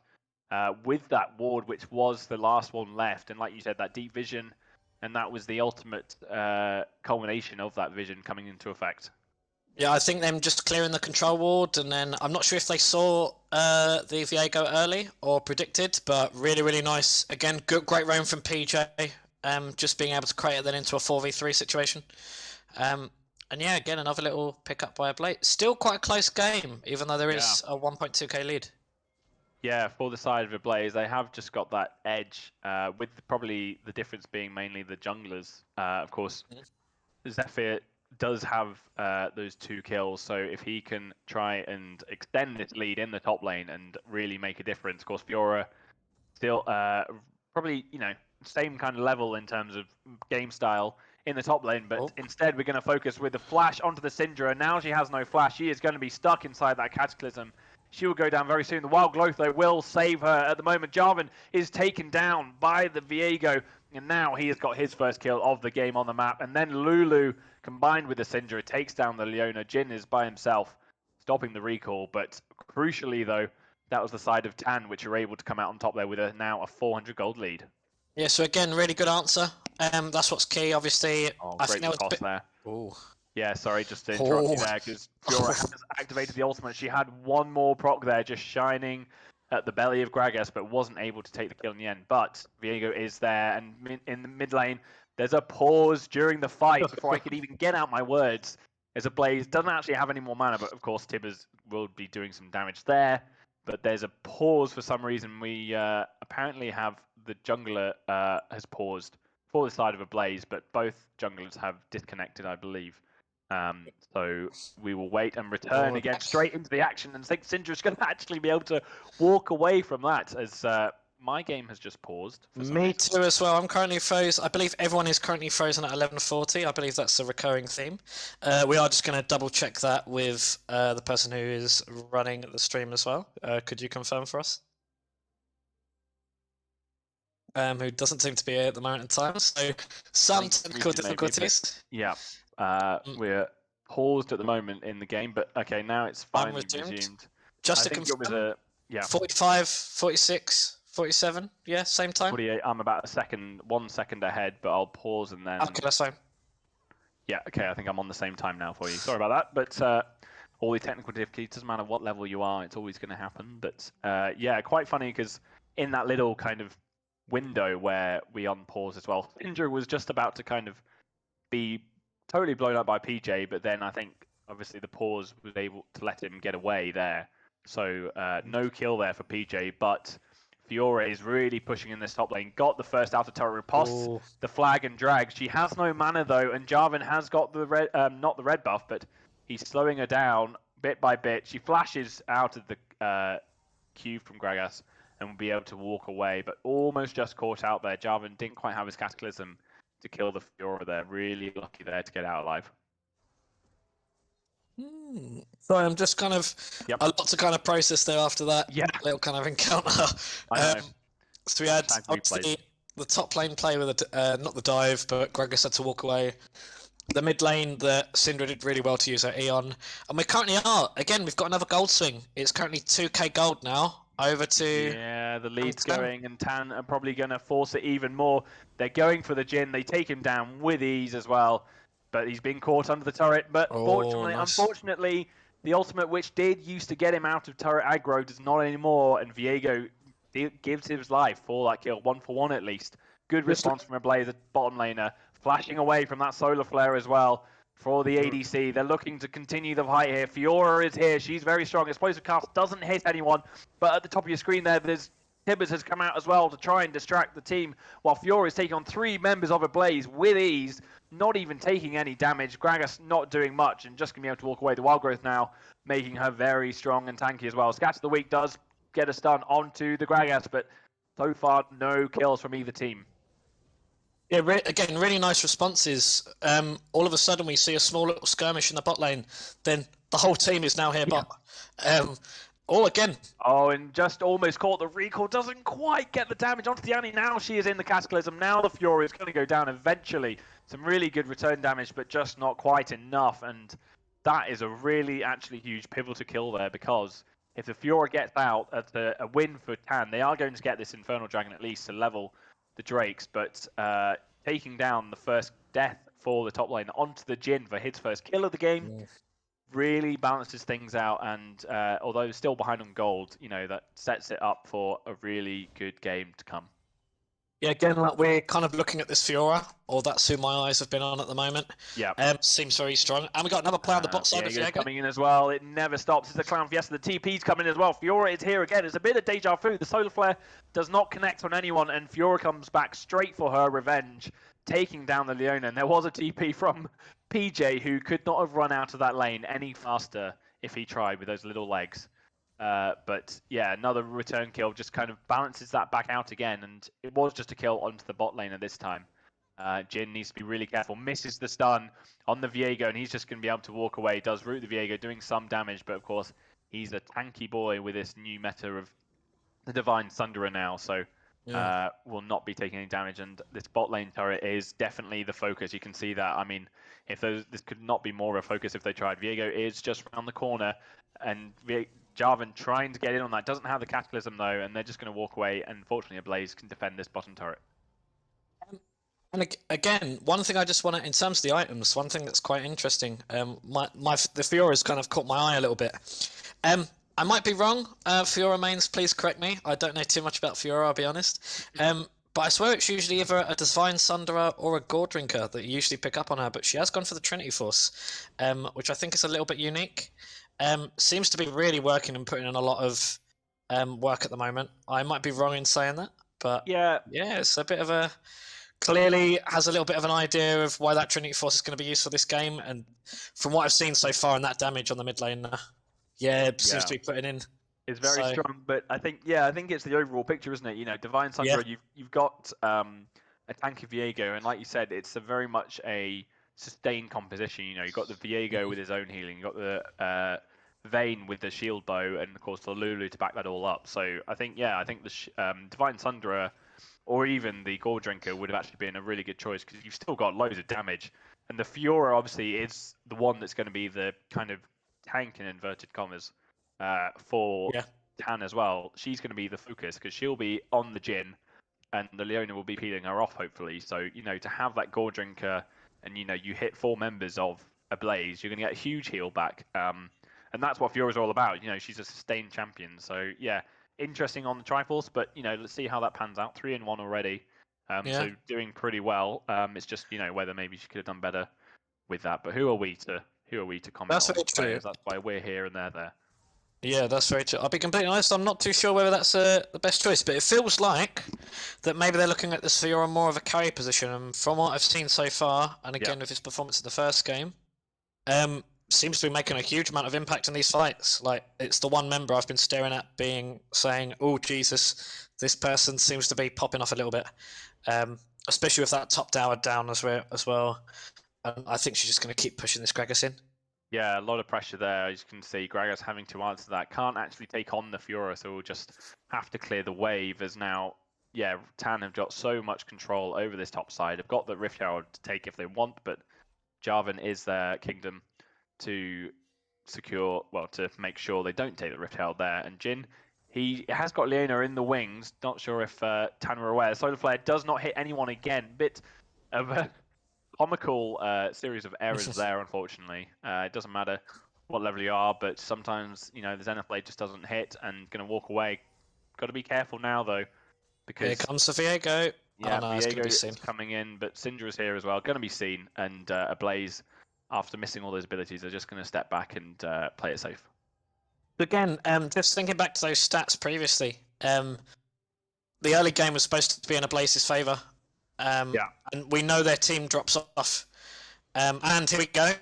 Yeah, Jarvan, he's walked into a bush. He's going to go straight down. There's just got to be more game knowledge there. Jin's going to have to flash out of there. The Wild Growth has been activated on the Viego. He is a very tanky boy, so he should be fine there. Jhin tried to activate the Curtain Call, but a really good Scatter the Weak from I'm Just Harry as well to cancel that. So focusing their attention out on this bot outer turret. And Ablaze, they look a bit of a shambles, really. Not quite sure where to go from here. Jarvan taken down there, their jungler, who is their main engage.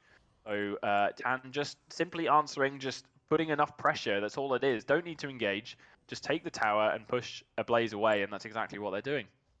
And yeah, I think just asserting their dominance, putting the Fiora into mid lane against the Annie. I don't want to be Annie in that situation Yeah. at all whatsoever, because how the hell do you stun her, which is kind of what Annie does. Yeah, I mean, you're totally negated there, Yeah. aren't you, really? As You're just kind of... Tan taking now the Ocean Dragon, second Dragon of the game, and an Ocean Soul, which will be, I mean, on a Protect comp, is the one you need, really, isn't it? Yeah, very much so. Like, yeah, if you've got that, I mean, it's going to be Ocean Soul as well, which is going to be really, Yeah. really nice. I mean, this does feel... Again, I know I said, like, cast a curse in the first game, but I feel like this is Tan's to win right now. Yeah. Especially in the scaling point, because Jarvan, although good, can be used in multiple different ways. I just think the scaling coming off from Tan's team with, like, the Vayne, the Lulu, Viego, the Fiora, is just going to be hella scary. So again, I think it's Tan's to lose at this moment in time. But yeah, I we'll think let's go. you're right there. Yeah, certainly. Maybe it's a caster's curse, but it didn't. Well, it did prevail last time because you said your curse was. Yeah, it did prevail in the end. So maybe that's just turned it around. Who knows? But yeah, as we can see, game 3. That's what I'm saying. Yeah. Okay. Game 3 is what I'm all about. We'll see. Hopefully, we get a game 3. I'd like to see that, but at the moment, it's not looking that likely. Like you said, we had the fight going on here as well. Lulu flashing away. That's the right target probably for Ablaze at the moment. Just take down that core at the bottom of the composition for Tan, and then the whole thing falls apart maybe. But flashes away at least, so she's got 5 minutes. Gragas has just body slammed into the team of Tan. Finally, a good explosive cast, not Fiora, but not only into Kingdom. So he's just going to walk away from that. Some good damage for PJ. Finally, the Tibbers comes out. Pops the Lulu. Fiora's been knocked up as well. The Flag and Drag comes out. She's going to have to run for her life. The Curtain Call will not take her down as well. Viego just trying to be a nuisance there, doing some damage. Zenith Blade will not connect. PJ's by himself, can just spot out the Viego as well. Some good damage onto him. Magic damage coming out. And he's going to just walk away with her shield as well. Leona's still alive. Of course, she is a very tanky boy. Taken down and just off map. Jarvan chases down the Fiora. It take him as well. And your curse, my friend Curly, has just implemented a turnaround fight for Ablaze. I need to stop talking because I don't know what I'm doing, but whoever I says, yeah, it's in their favour is going to not be in their favour.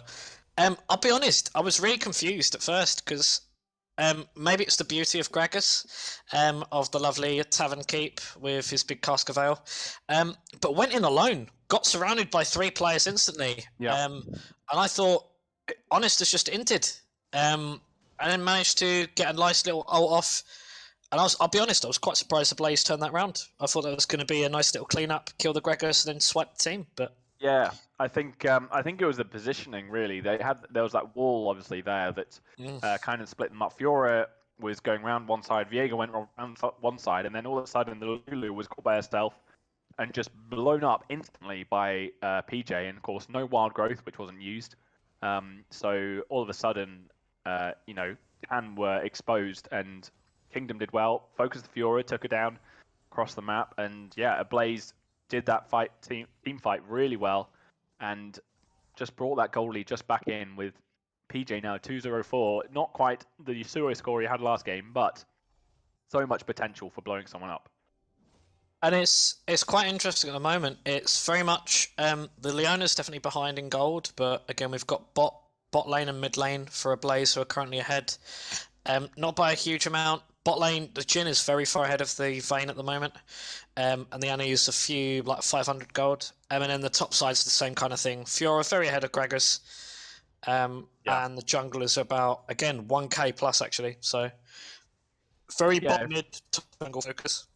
Yeah, if Observer wants to bring up the gold on the stream as well, just see the individual streams across the champions themselves, and then can really get a good idea, like you're saying, that you saw the gold differences here. And in the bot lane, the Jhin is almost 2,000 gold ahead of this Vayne actually. So Vayne still needs that time to build up and become her full strong potential. As Annie She tried the blow up there just in the nick of time. Yeah. I think the heat just in the face of the Vayne there and just been able to roll away. But PJ showing him just what the potential could be if he puts a step wrong.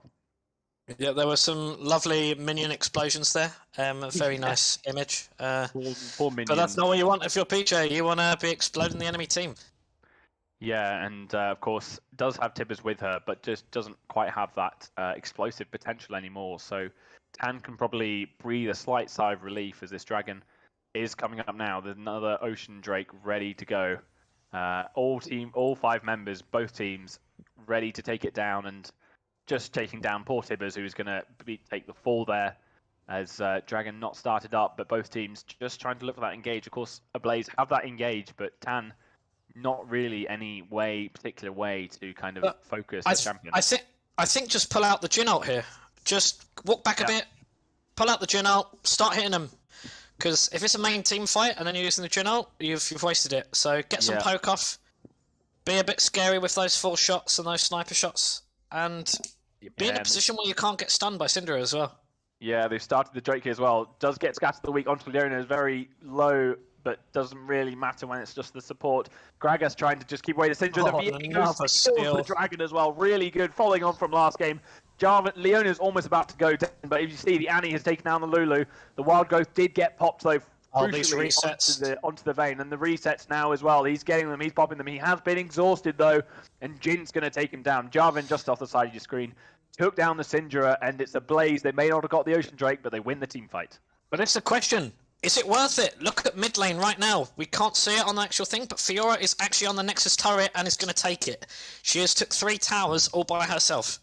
Yeah, pushed in that inhibitor turret. Not quite the inhibitor itself, but yeah, I think that was the crucial bit there. It was a 5v4, and obviously if that Fiora's there, maybe it's a different story, but you know, it's probably an even... Not well, I mean, if she takes the inhibitor, I think it's an even trade. You know, taking with the Drake, as now and are on that Ocean Soul point, and just really need that more than anything now, I think, to where we thought they were probably going to start to run away with it, but Ablaze have done well to hold their ground.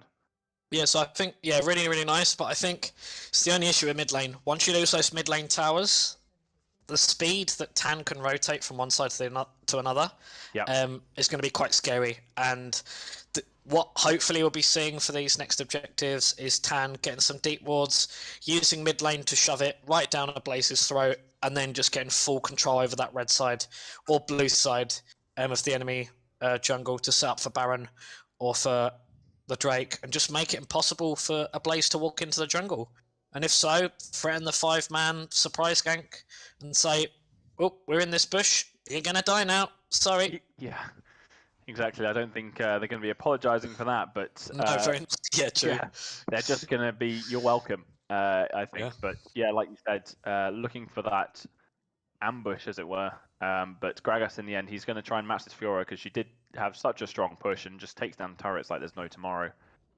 As Baron is well warded by Tan, and Blaze just can't quite get in there because, you know, they can't just kind of dish out a bit of poke damage. They've got to go in all out. And Viego, he is by himself. Syndra is next to him, but we got the team fight on the bottom lane as well. Fiora getting some really good damage. I think the fight in the top lane has just broken out and stepped away from each other in the end. But Viego was got to be very careful there. Almost caught out, but just not quite enough follow up from Ablaze.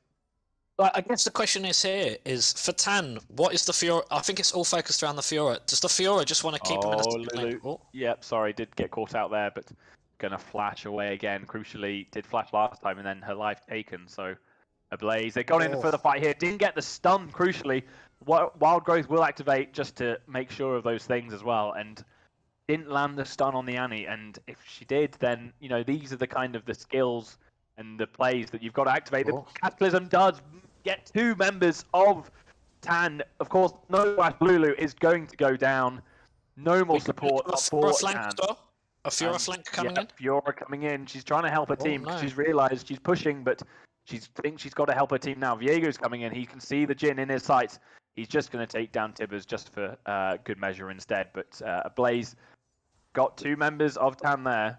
And, well, sorry, they got 1, 2 in the Cataclysm, but taking down the Lulu just speeding off the kills there. And Annie now 4-0-6. Jarvan 4-2-6 as well, and Jin as well, really racking up the kills there. Yeah, it's quite an interesting one. Who do you feel this is in favour of? Because I think these are some nice plays by Ablaze. Like they're getting these little picks, getting small little moments.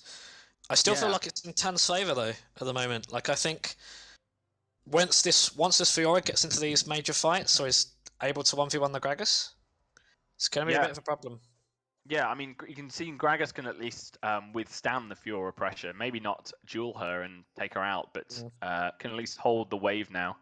Looking at kind of the items, you know, Fiora just literally gone for the wave clear. She's gone for that Titanic Hydra and dealing so much damage. She may be caught out here, though. Leona is there as well. Jarvan's there as well. Fiora, you may have a riposte, but there's only so much you can negate. Jin's here just for good measure as well. And 4 members of Ablaze absolutely collapse on the top laner for Tan. And Team Tan, they're not really doing much in response, really. Just kind of clearing wards and a free kill over for Ablaze. So yeah, it looks like they're starting, which I think is the right call. Yep. But yeah, I think a little bit too slow, like you said, though. This could be a clean win. That was the response, yeah. And Ablaze, they're already up to the Baron, and just not quite enough communication there. You know, when your top lane is collapsed, that's your cue to start the Baron, but just not enough focus and response. And the reaction time is really key here. And Ablaze, just suddenly they've got a bit. You can just feel they've got a bit more confidence about themselves. They can take down that Fiora without worry that the Baron's going to go down. And Tan a little bit lost for words, really, what to do. I mean, they're kicking it off again. They're really they're going in for it. So Jarvan is up as well at the moment. And Jarvan, yeah, like you said, on the Drake, he takes down the Drake. A little bit of a good distraction there from Ablaze. Really good cross-map play there. Sorry, Tan, I should say, doing Baron, and then Ablaze just taking down that dragon, stopping that soul, of course, which Tan, you thought, you know, would be pretty heavily prioritizing that Drake, but instead, I think they thought Tan were going to. Sorry, get my teams mixed up. My bad. Ablaze were just going to pile onto the Drake, all 5 of them, and the free Baron was going to be there. But in the end, Ablaze just take it, and Tan now they've just got to be really careful. Only 700 gold in the lead now, so basically even. Yeah. So again, some really close games. Quite entertaining. This is exactly what we wanted. And again, we're starting to see the gold swing. I think it was really nicely well played by Ablaze, getting them off of it. But I just wonder, after knocking them off the objective, why don't just run down mid, all 5, get a tower altogether? But I think they just kind of dropped the ball potentially there. Yeah, I think we've just had a okay, she's straight back in. Never mind, that's okay. Yeah. This is where kind of the mid game, well, maybe it's kind of mid to late game now, I suppose, but this is where the actual high elo and the skill and the experience comes in, because there's a lot of things to kind of focus on. There's jungle camps, there's ways to push in, there's objectives like the Baron, but you know, you've really got to hone that focus and actually narrow in on one thing and push that. You know, whether it's the split pushing, and then, you know, that's what you dedicate it to. Not just a bit of split pushing, a bit of Baron. That's not going to get you anywhere. And both teams, you can see, not quite sure really where to go. They're kind of just waiting for the other team to make a mistake and then focus on something. Oh, and I think another Fiora gank. This Fiora's going to... Yeah, it's going in the Cataclysm, the Solar Flare. She does flash away from it and riposts the Jin route as well. Did really well to get out of there. That was a lot of things. There was the Cataclysm on Jarvan, which he thought about, but of course, I think she can just dash out of that with her Q as well. So not quite the same effect that they had in the bot lane. Baron is still being focused on as well. Fiora's holding that front line. Jarvan, he's taking a bit of damage from that Fiora, so he's going to have to walk away. The TP coming in from the Gragas in the back line. I don't think it's been seen as well. No, I think it has in the end. Lulu's coming in. No, he comes in with a flash body stun, explosive cast, knocks away 3 members of Tan, and now Jarvan goes in with a 4-man Cataclysm, and Bane is the first one to take down the Jarvan in the end, but Tan are on the run. They were all fish in a barrel, and Jin was the first one to take him down, and now Ablaze, they've taken that team fight. It's one apiece, but Ablaze are really on the front foot here. Again, that Cataclysm was absolutely beautiful. 4 men just completely stuck, but all screaming help me in a hole. And yeah, just grenades being thrown in left, right, and centre. One thing I want to bring attention to as well is a new build for Jhin. I don't know if any people are aware of it, but the Jhin is currently running Death Stance due to the new changes. The amount of healing that Jhin can pull off with this Death Stance is insane. The Ignore Pain then being changed straight over into immediate healing. I've seen a Jhin go from a quarter HP to full HP off one kill, off one W. So just one thing to keep an eye on. Hasn't really come in crucially here. We haven't really seen Jhin low. But hey, let's see if it pays dividends. I think it's the first time I've seen it before Death Stance was like the main item for every AD carry. Yeah, I did see there were some streamers, talking about it, and basically every ADC can probably pick up Death Stance now, and it just has a huge effect. But obviously, Jhin having those huge slow auto attacks probably feels the effect the most. There's a bit of deja vu here. Gets the flag and drag onto the Fiora, trying to slow her down, but she's just going to simply walk away from that. Well, I think the pushing from Fiora's fine, but if you're going to split push, make sure you've got your enemy team on other turrets. Like, you need to even it out. Or Shadow Fiora, make sure she's never alone, so she doesn't get 1v4'd. So I think she's crucial right now. Yeah, that top lane presence, that split push from the Fiora is clearly a key part of Tan's tactics here, as the Drake is coming up in about 20 seconds and is that Ocean Soul point for Tan, but of course if Blaze take it, that would be onto their point as well, so really important for them. 4 members of both teams on that side of the Drake. Gragas just coming over here, but Fiora, she's still pushing in. She is not giving up. She is determined to take down that top lane. And Gragas, he can see that. He's just going to have to head back over. He doesn't have the teleport. Fiora does. So that could be really key. And of course, activates the ultimate as well. Not going to be doing the full damage, riposte the explosive cast, as she has been doing throughout this entire game. But it's Ablaze who just quickly melt that dragon down before Tan can even react. And now both teams are on soul point. And the team fight as well is going to be popped as well. The stun onto the Viego did go in, but not quite enough damage in the end. No wild growth needed, fortunately.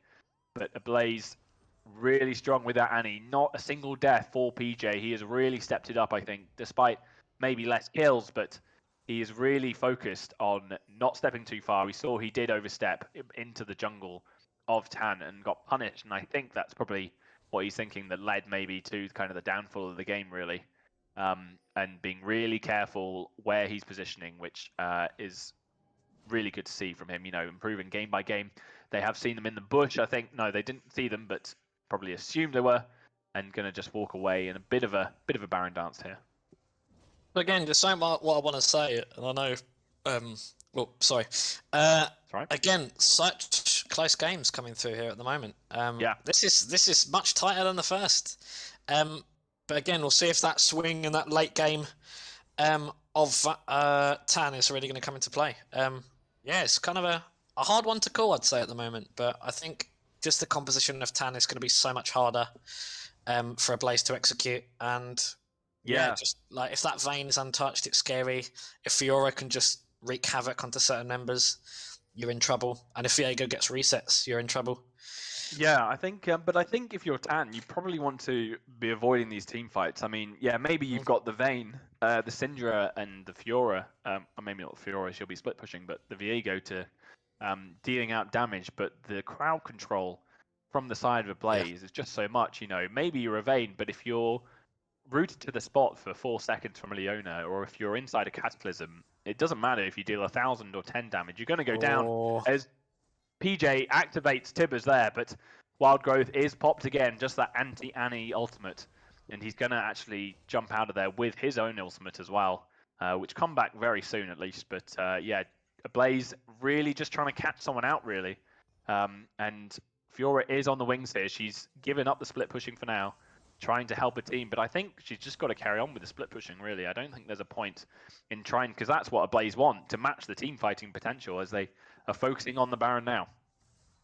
So this is why I want to put eyes on Slinny here. Every fight, Slinny has come in absolutely clutch in these situations. Asco completely caught here. Yeah, he got the stun onto it, and the team fight engages as well. The Flag and Draggers come in, but he's down. He can't even activate the Cataclysm. I'm just Harry. He just presses R onto the Jarvan, and he goes down. Honest is running away as well. The reset's trying to be happening from the Viego. Doesn't quite get the reset, but he has now got the passive activated.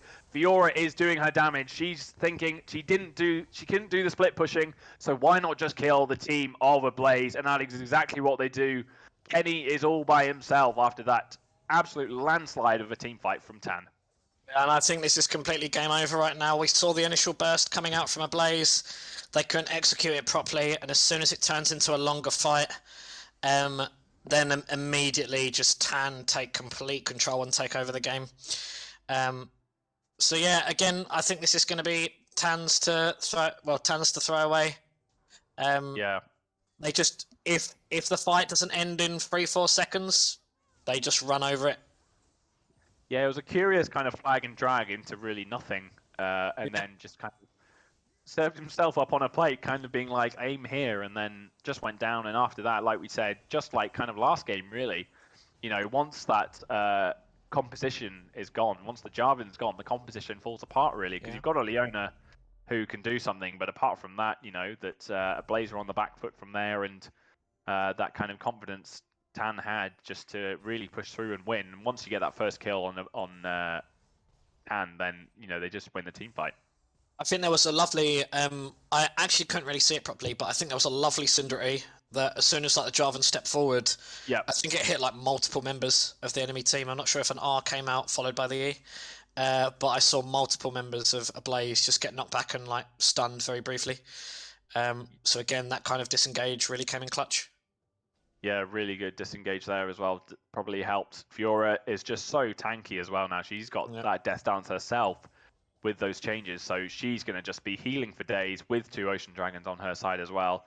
She riposts the stun and is just not taking any real damage. The Jhin, he's just not great at taking down tanks, so kind of worried about the damage from Ablaze. They're just really just facing all the damage. Viego goes in with the ultimate as well, trying to take down the Leona. The wild growth will keep him healthy and take down that Leona in the end. Azko goes down, and now on the back foot, Ablaze. Fiora's coming in. She can just tank 3 members of Ablaze, avoids the explosive cask. A bit of panic, but some really good damage coming out from PJ, but it's just not enough. Activates the stopwatch well to avoid the Syndra ultimate, but you're not going to avoid 4 members of Tan. And they have absolutely stormed the castle of Ablaze this time. It may have been a brilliant comeback this time, but they didn't need a comeback because they have been on the front foot this entire game, and they're going to take this series 2-0 over Ablaze. Yeah, Ablaze in a complete inferno now, and I just have to say, I think extremely, really well played by Tan. All these late game team fights where it really came down to these clutch important moments, they just took complete control every time. I think the early game I have to praise Ablaze a little bit, but they just couldn't close out these games. And I think Tan, really well done. They had quite a few gold deficits, were able to stick in there, find their strengths, and just really well played by Tan, and a deserved win for Esports Wales. Yeah, really well coordinated. I think, like you mentioned in that first game, that winning game 1 is so much more than just you're 1-0 up. It's that momentum, isn't it? And the Fiora pretty much, bar about 600 damage, matched the Annie for her damage across that game, considering she was split pushing as well. I mean, she was just pretty much just poking the sword into the fat belly of the Gragas most of the time. But just led from the front there. It was quite interesting as well. The Vayne actually had very minimal damage throughout that entire game. Only 7,000. And you compare that to the next person, who is Gragas at 11,000. So that might have been due to the complete range and the kind of burst combo. But Vayne wasn't really a factor here. So it's kind of like the top mid jungle side of Tan that completely stormed this game. Yeah, good to see that the Viego was able to get in there, and he wasn't worried about going in first as well. It's the confidence that you need. Like with the Lee Sin, he was happy to go in first, take the hits as well, and he knew he had his Lulu to back him up with wild growth this time as well, and was not going to die, because as soon as you take that first step in the team fight, the other team just kind of are all in disarray. Like, they're confident with the engage, but how do you they've got no peel really. All they know, they've got the explosive cask obviously for the Gragas, but apart from that, all it was engage, and how do you disengage an engage comp? So yeah, really well done for Tan there to take the series 2-0 for their first win of the season. Yeah, completely beautiful. I'm not sure if we're doing interviews, so we'll check if we are, who exactly we're getting over from Esports Wales Tan, just to talk about game 1 and game 2 and get their take on the series. But again, I just want to talk about MVP for this series. I'll start with you this time if it's okay. Sure Who thing. do you think took this one away and why? Yeah, I mean, it's got to be the Fiora again. Zephyr, it was a close second as MVP last game. So I think, also the series MVP for me as well. Just absolutely knew the matchup, knew his own champion, and was confident in what he was carrying out as well. The split pushing, matched with a Gragas, was just poking away, in that last team fight, was just in the middle of the 3 members of Ablaze and was just carrying on, Most Yeah. people just step away and they're like, oh no, okay, I'm too far ahead, I need to go back to my team. But was just the confidence you could see was exuding from this player. And I think, maybe there was a bit of kind of dodgy plays to start with in the first game, and wasn't quite having an impact, but just so comfortable, and it's just so when it's so relaxing to see a player play like that.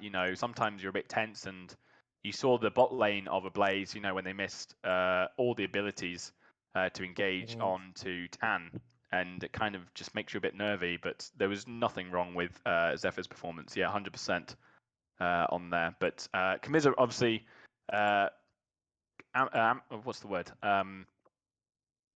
Strong Congratulations mention. or commiserations? Well, sorry, no, strong I was mentions. trying to Yeah, say, go on. strong mention to, of course, Slimmy on the side of Tan as well. Yeah, like you said, won that the objectives in the first game, and ultimately that led the momentum to win the second game, I think. Yeah. So yeah, I think in terms it was a mental win in terms for Tan, really, that Ablaze, they had the compositions and tried to execute, but all of a sudden when it wasn't going to plan, you could just see they're just kind of a bit worried and not really sure what to do. But Tan, they weren't worried with when they fell behind. They came back, and then they knew the game plan this time. Didn't even need the Vayne, like you said, to win the game. So yeah, how about you? I mean, I've got to completely agree. I'm just going to double check with our caster, but I do believe, correct me, but I do believe we have Mars, the support, waiting for us for the interview. But yeah, I completely agree. I think the Fiora in this last game, and I would say overall MVP, just completely took control.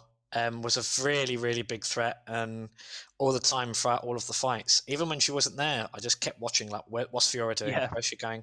And yeah, it was just causing havoc. Like, was a problem that they couldn't answer.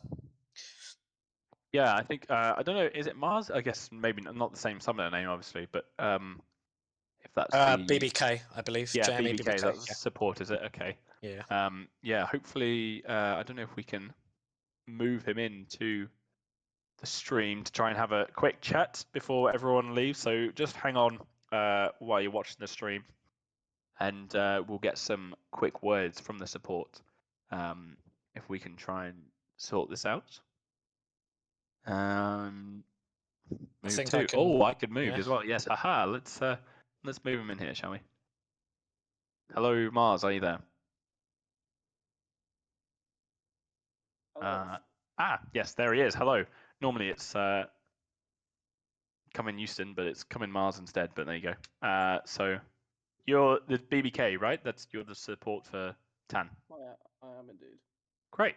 Yeah. Just well done, man. First on the 2-0. Yeah. Congratulations. Yeah, really entertaining games for very different reasons, I think. So I think the first one is on that first game. Falling a bit behind with Ablaze really kind of taking the game. How did you guys kind of come together and just push through and eventually, obviously, win the game? I'll be honest, we were never worried about the game. We could see that they were sort of overextending quite a lot.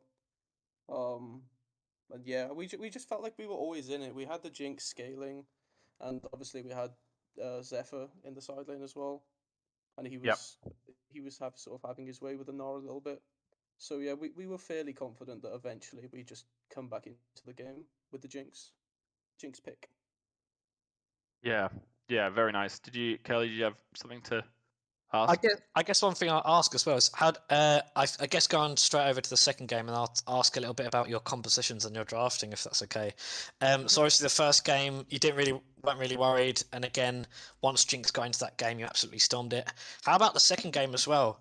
Again, I think that was a lot more of a closer game. How did it feel to you? Was there any moments where you were worried, or again did you just feel like, yeah, we got this, or was there any lane in particular that you kind of like focused on heavily and be like, we're working through this. This is our strong point. Well, I don't know if you noticed, but the Vayne was like extreme weak side. Yeah, Like Yeah. extreme weak side. I can't believe the Vayne didn't die once. Like, it's yeah, you pretty did. It was 5-0-4 actually at the end of Yeah. that game, so did really well. Yeah, with just 7,000 damage across 5 kills. Oh really? Yeah. But yeah, Compared to we just 28,000 on the Fiora, yeah. we focused getting the Fiora ahead. Really, we knew going into it that we were playing Vayne Lulu just to scale up, give a little, and hopefully take a lot from the top lane. And I think that's kind of what happened. We were slightly off with comms with what we were doing in the mid game. I don't know if you noticed. Like we were giving up vision a lot because of all the engage they had. Yeah. And yeah, we weren't very clean with it at all in either game, but we had an idea of what we wanted, and I think we sort of executed on it. And yeah, it's actually really weird for us to fall behind in the early game because last split our early game was like our best thing. We sort of just absolutely rolled everybody in the early game. But we've this is our second game playing together Yeah. since last split's final, so Mm. we're really just behind everyone with practice. We're trying to like come into it as the season goes on. So Yeah. we're just really grateful to pick up a 2-0 this early on, because I think when we get our early game down, we'll start looking a little more impressive to watch. I hope, because Yeah. our mid game is not too bad. It's not. Yeah, it was pretty good. I mean, yeah, I guess there were points where it was, these games are always up in the air sometimes, and you're Yeah, not quite sure what to do and what to focus on. But Mate, I was do you on think? Lulu. Yeah, do you think from Great the pick, first? by the way. Because I Do you went think? 0-10 yesterday on Lux, so I had to play Lulu today. I owe the team. Yeah. Do you think from the because you lost obviously the first game, the first match last week, 0-2. Yeah. How did you kind of transition into this one? And you said you were never worried, Well, despite that. that was literally yesterday, like because we had a reschedule. Oh, you did that yesterday, right? It Okay. Oh wow. It was really hard to Goodness. bounce back mentally from the 0-2. Like I don't know if you guys managed to see it. We streamed on our channel, but Right. we Promo. were super close. No, I'm not going to say the channel. We were super close to winning game one. We just unfortunately we went and collected a minion wave whilst they took Baron, and then lost the team fight around there. Yeah. But then Yeah. game two was a disaster. So I'm really happy the boys managed to bounce back from the disaster in game two. But yeah, Yeah. we're really comfortable and calm with our communication in the mid game at the moment, especially with team fighting. So that's why it's not too concerning when we fall behind slightly, because we're confident in our team fighting. Yeah, it was definitely clear. Yeah, you guys weren't worried at all. You just kind of took it as it came, and yeah, I think Ablaze, tried to jump in your faces, and he did. To be fair, Kingdom did get that 4-man ultimate on you as well, which was pretty great. But you had your wild growth on the Lulu, and yeah, really good. Silent guardian in the back there. So well done to you as well. Yeah, I think if you haven't got anything else, Curly, I think we'll. I guess the only thing I'd like to ask, one really quick question first of all. Do you feel like your team has like a specific style, or you're kind of open? Because I kind of, just from looking at those games, it seemed to be like you were very much playing on the protective side. Was that just how your composition as a team plays, or was that very much drafting into what Ablaze were playing? First of all, is my first question. We haven't got a set playstyle right now. We can do a lot of different things because we have very large champion pools in top jungle and support and AD carry specifically. So the mid laners champs, like they can do Yeah. a lot of things, like Vex can dive in, Syndra can peel away. So we go by what we see in the draft. We don't have like a 100% specific plan. And a lot of the drafting at the moment is done by our jungler and our top laner. They're really sort of taking the reins when it comes to drafting. Two Yeah. super smart, intelligent players. I don't know if you could tell by watching them. Yeah, Not definitely. Yeah. bad performance for the 11th ranked top laner in the power rankings. Yeah. Just saying. Just Pretty saying. good in fairness. Yeah, was Have to yeah say. we were saying Not bad before. for Yeah, go on. 11th. Yeah, Not bad. not too bad at all. Yeah. All right. Well, yeah. Thanks for coming in for the interview. I guess. Tim. Or one on. final thing. Sorry Oh, yeah. to One jump more in. final. Do you have any kind of predictions about where you see your team going in this split? And finally, is there anyone you want to call out? Any opponents? Any kind of like special mentions you want to say? Just kind of like giving you the final word of the series and your future predictions. Prediction. I think that we should make playoffs. It looks really, really competitive this split. Like there's a lot of good teams out there. Am I looking forward to playing anybody in particular? I'm interested to see how good based something is. Base department. I hear there's Yeah. a lot of hype around them, so I'm interested to see. But I'm not gonna call anyone out when we're really not in a position to go trash talking, in my opinion. Yeah. Well, just looking as well. I think you faced them on start of March, so you've got a few games to warm up to that one at least as well. Yeah. Yeah. Very nice. Well, is there any more final? Have you got anything else, Curly? That is it from me. You Sorry, I sure? just wanted to get that. Yeah, completely sure. Okay. All right. Cool. Cool. Sorry. All right. Just checking. No worries. Yeah. All right, man. Well, yeah. Thanks for coming in and really entertaining 2-0 there. Coming back and then pretty much flooring the second game. So yeah, kudos to your team and congrats to Zephyr, who we've called as the series MVP as well. Really strong. So give him that little brownie points from us. Perfect. Thanks, guys. Cool. All right, man. Yeah. Cheers. See you later. Really well played.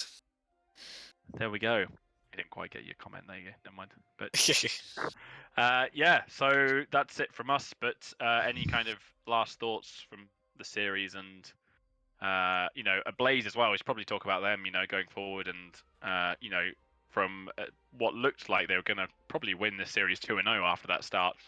Yeah, I think very much. Obviously, like I'm part of a Blaze Academy, but I think a Blaze really got to go back to the drawing board and I think figure out their drafting because they kind of had like a one-trick kind of pony of being like blow them up and then move forward. Yeah.